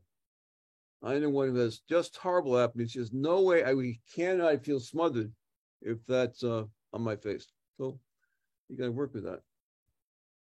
Before sleep, CPAP was developed, tracheotomy. Tracheotomy was the only treatment we had. Really, it worked. It was pretty ugly, but that was the final. Just like the CPAP was the gold standard for treating apnea back in the old days. Tracheotomy was the gold standard because people. So that's the comments. I guess the most important comment I have is the way that this is a wonderful clinician. He talks about managing the patient, and it's true that many people won't use a CPAP. It takes a long time to get used to it, and he holds their hands and helps them. Now, in America, we have what's it called? Durable medical equipment companies. They provide all of the CPAP machines. And sometimes they have a clinician. Before COVID, they would come to your house and help you work on the mask. These days it's more difficult, but you'll find patients just give up for because they don't get the help and hand holding. Now, another interesting thing is the new CPAP machines come with a modem. And Medicare says you have to use it at least 5 hours a day or they won't pay for it. So, it's the invasion, but there's so many people who use it. The machines are very expensive that you have to prove that you're using it. And every year you have to have an appointment with your general doctor who agrees that you're using it. So write some kind of note. You just can't get it on your own. It's also a prescription thing. You can't just buy one. You have to need a prescription to buy one. They have all kinds of variations. Sometimes a heated tube for the wintertime. If it's too cold, some of the vapors will condense, and that's not helpful. So they have a little heating device with a heated tube, and they also have humidity devices. So the air goes through, it's warm, shaved with water, and so you really never get dried out. These are important things because people may not use it if it's really that hard to do. Now, recently, the last few years, Inspire has been advertising quite a bit on the TV channels. And this is a surgical procedure. What's this? Yeah. And it's a hypoglossal nerve stimulator. And I can say, I'll try to send it to you, but basically you have an operation and they put a little device in here to stimulate the hypoglossal nerve. And I think that as soon as you start taking inspiration, it opens up the nerve, the airway. It looks beautiful. It's expensive, very expensive. I have pictures of the operation, but it's, you have to have wires down you and so forth. But I don't know if I'm old-fashioned, but I would really listen to, if people want that, and it works. That's great because the mask is a hard thing to use. You have to wash it all the time, and it gets. Also, the durable medical equipment company will sell you a send you a new mask every 6 months, or maybe even once a month. It's hard to know, but you have to keep sending you stuff. You keep throwing out the old stuff and using the new stuff. Also, you have to have distilled water. So you can't. It's difficult when you're traveling. They recommend distilled water. You can buy it in the store for $1 a gallon. Okay? In practice, when you want to get a sleep study, the insurance company will ask you to document how serious the sleep is, and that's hard to document. And they use this test, which I think is useless, but it's called the Epworth sleep study, sleep scale. And let's see, is it here? Let's see. Sleep. And you fill it out, and you kind of push it on the high side. If you want your patients to sleep, be approved for sleep. Let me find this thing for you. Sleep.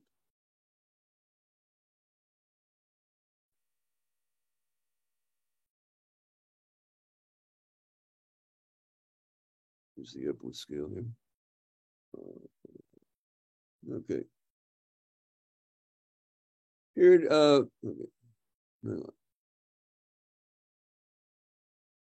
Oh.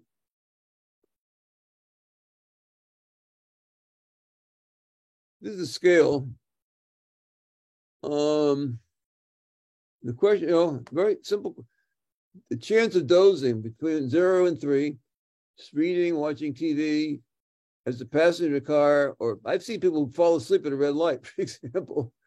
But anyways, it's, in a car, stop for a few minutes. So you fill this out to make it as high as you can, over 16, and the insurance company will pay for the study.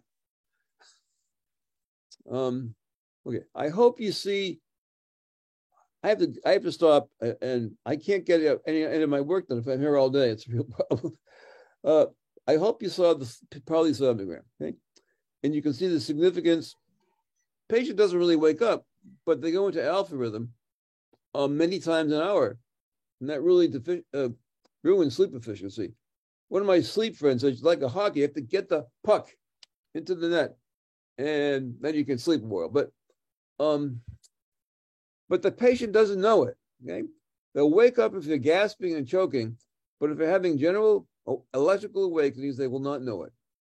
And the other thing I'm glad you saw was the leg switches.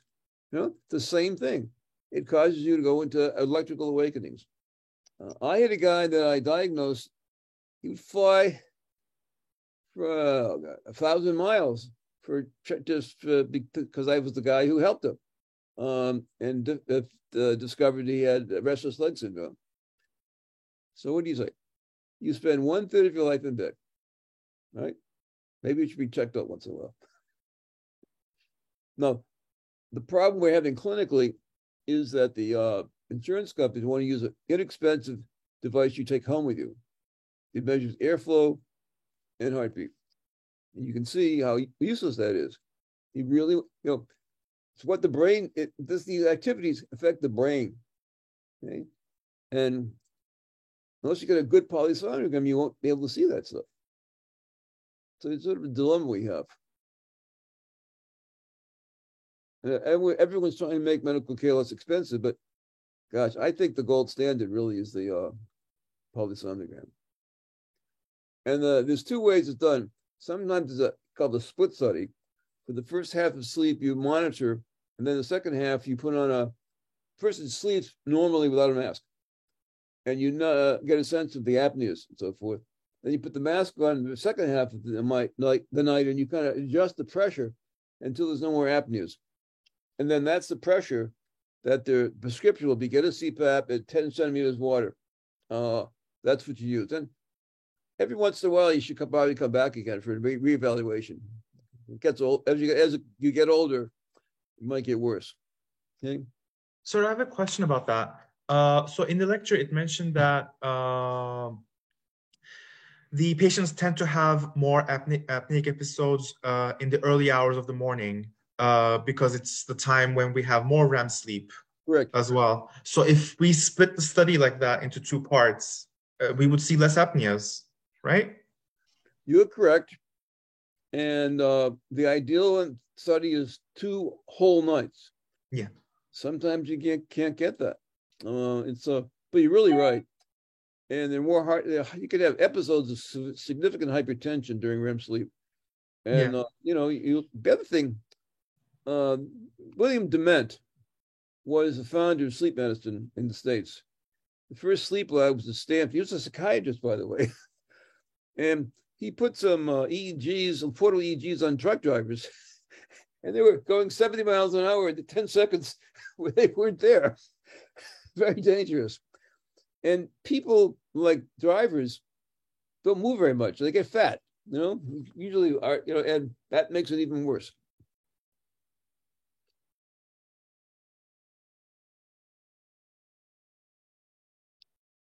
Okay, I really have to leave, and I'll see you tomorrow. Okay. Dr. Stan, actually, I had a question Yeah. regarding the topic presentation you mentioned that we need to do as a part of our rotation. Yes. Yeah, actually, I have selected 2 topics. I just want to ask you which one would be better to prepare from. I was thinking to present either on diffuse axonal injury or an idiopathic intracranial hypertension. Which one would be the better one, or is it something else? I think you've probably seen more patients with axonal difficulties. Have you seen what the hell's it called? Spec scan. What the hell is it? I forget the name of it, but it's I'm not sure what it is. But it shows the actual tensor, the tensor MRI, right? Yeah, and that's useful to see the actual breakage. That's fine. No one's done that. Very good. Yeah. Okay, maybe I'll start working on that diffuse axonal injury topic. Yeah, I have been looking at how you do a really great medical presentation. I keep learning as we go along, and I will send that to you. It's really interesting, and you have to come on strong right away. Okay. So these are different than we used to do. We used to have them, tell the whole story and so forth. But if these are going to be used mostly to showcase yourself, we'll do it a different way. I'll get that information out to you. I've just been looking at it on my phone today. Okay. Okay. I'll keep the feed on. There may be some patients coming, or I don't know. I can't control that. Thursdays, often the drug company comes and brings food to the office, and then they sort of have a picnic. I have not been there for a long time, and I can't do this work from a busy place.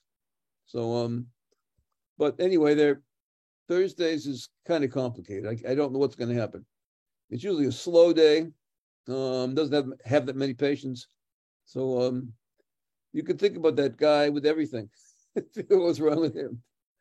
Okay, so that video's on. I'm not. Okay. Okay. See you. Have a good day, Dr. Stein. Thank you, Dr. Stein.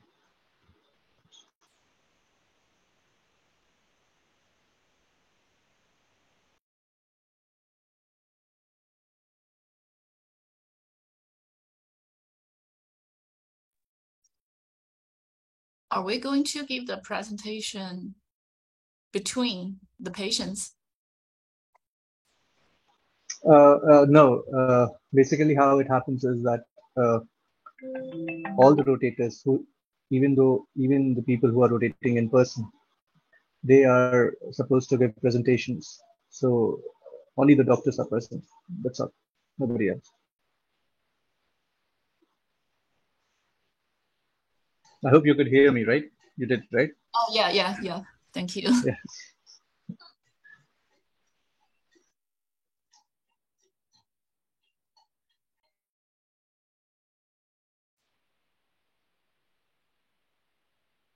Do you think with the other group inside the room can hear us? Hello. Hello, all of you are muted. Maybe open the microphone.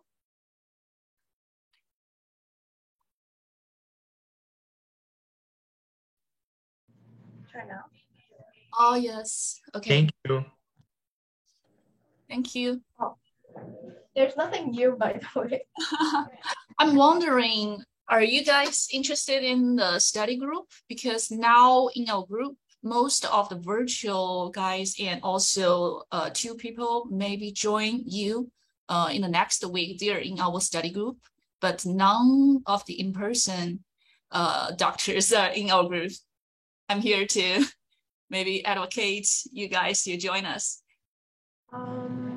Study group. So wait, what do you want to study exactly? Just cases, or like are we praying for something in particular? Actually, we talked about this and we found maybe it's just keep this in casual.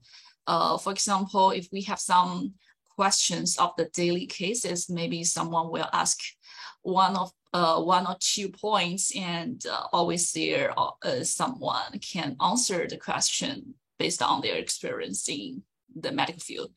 And of course, for example, today when you guys are receiving all the reviews, I really want to fight for our guys to receive 1 or 2. But if you want to join in the group, maybe we can go through, for example, some brilliant ideas in the review and talk about this, or share the resources like this. You sent the link in the email, I believe, right, for the group? It's on WhatsApp, and I sent my personal cell phone number as well. If you cannot work on the link, of course, you can text me directly, and I can add you into the group. Okay, we'll ask all our other group mates as well. Okay, thank you. And you're welcome. Thank you. My name is Yumeng Huang. You can call me May. It's more simple. Yeah, what's your name? Oh, hi, I'm Nyla. Hello. Hi, I'm Allison. Allison. Zubia. Oh, sorry. Zubia. Hello. Yeah, I mean, it sounds like a great idea, but I'm not sure I'd be able to join every single day because I've got like other things to do once I get back. But like a couple of days, sure, I'd like to see what you guys are talking about. Great. We do not have the room or any this kind of official talking. We just a text, and if someone has questions and someone follow like this. Okay, thank you. Thank you. I can help you write down the notes for that patient. So I'm just working with DM.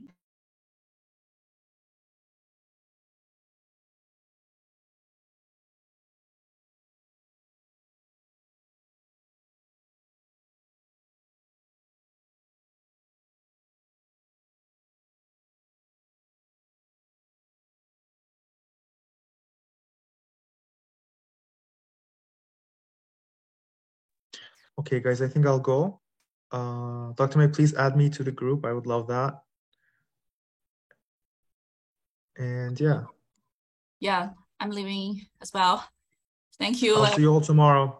See you. See you guys tomorrow. Bye. Good one. See you tomorrow. Bye.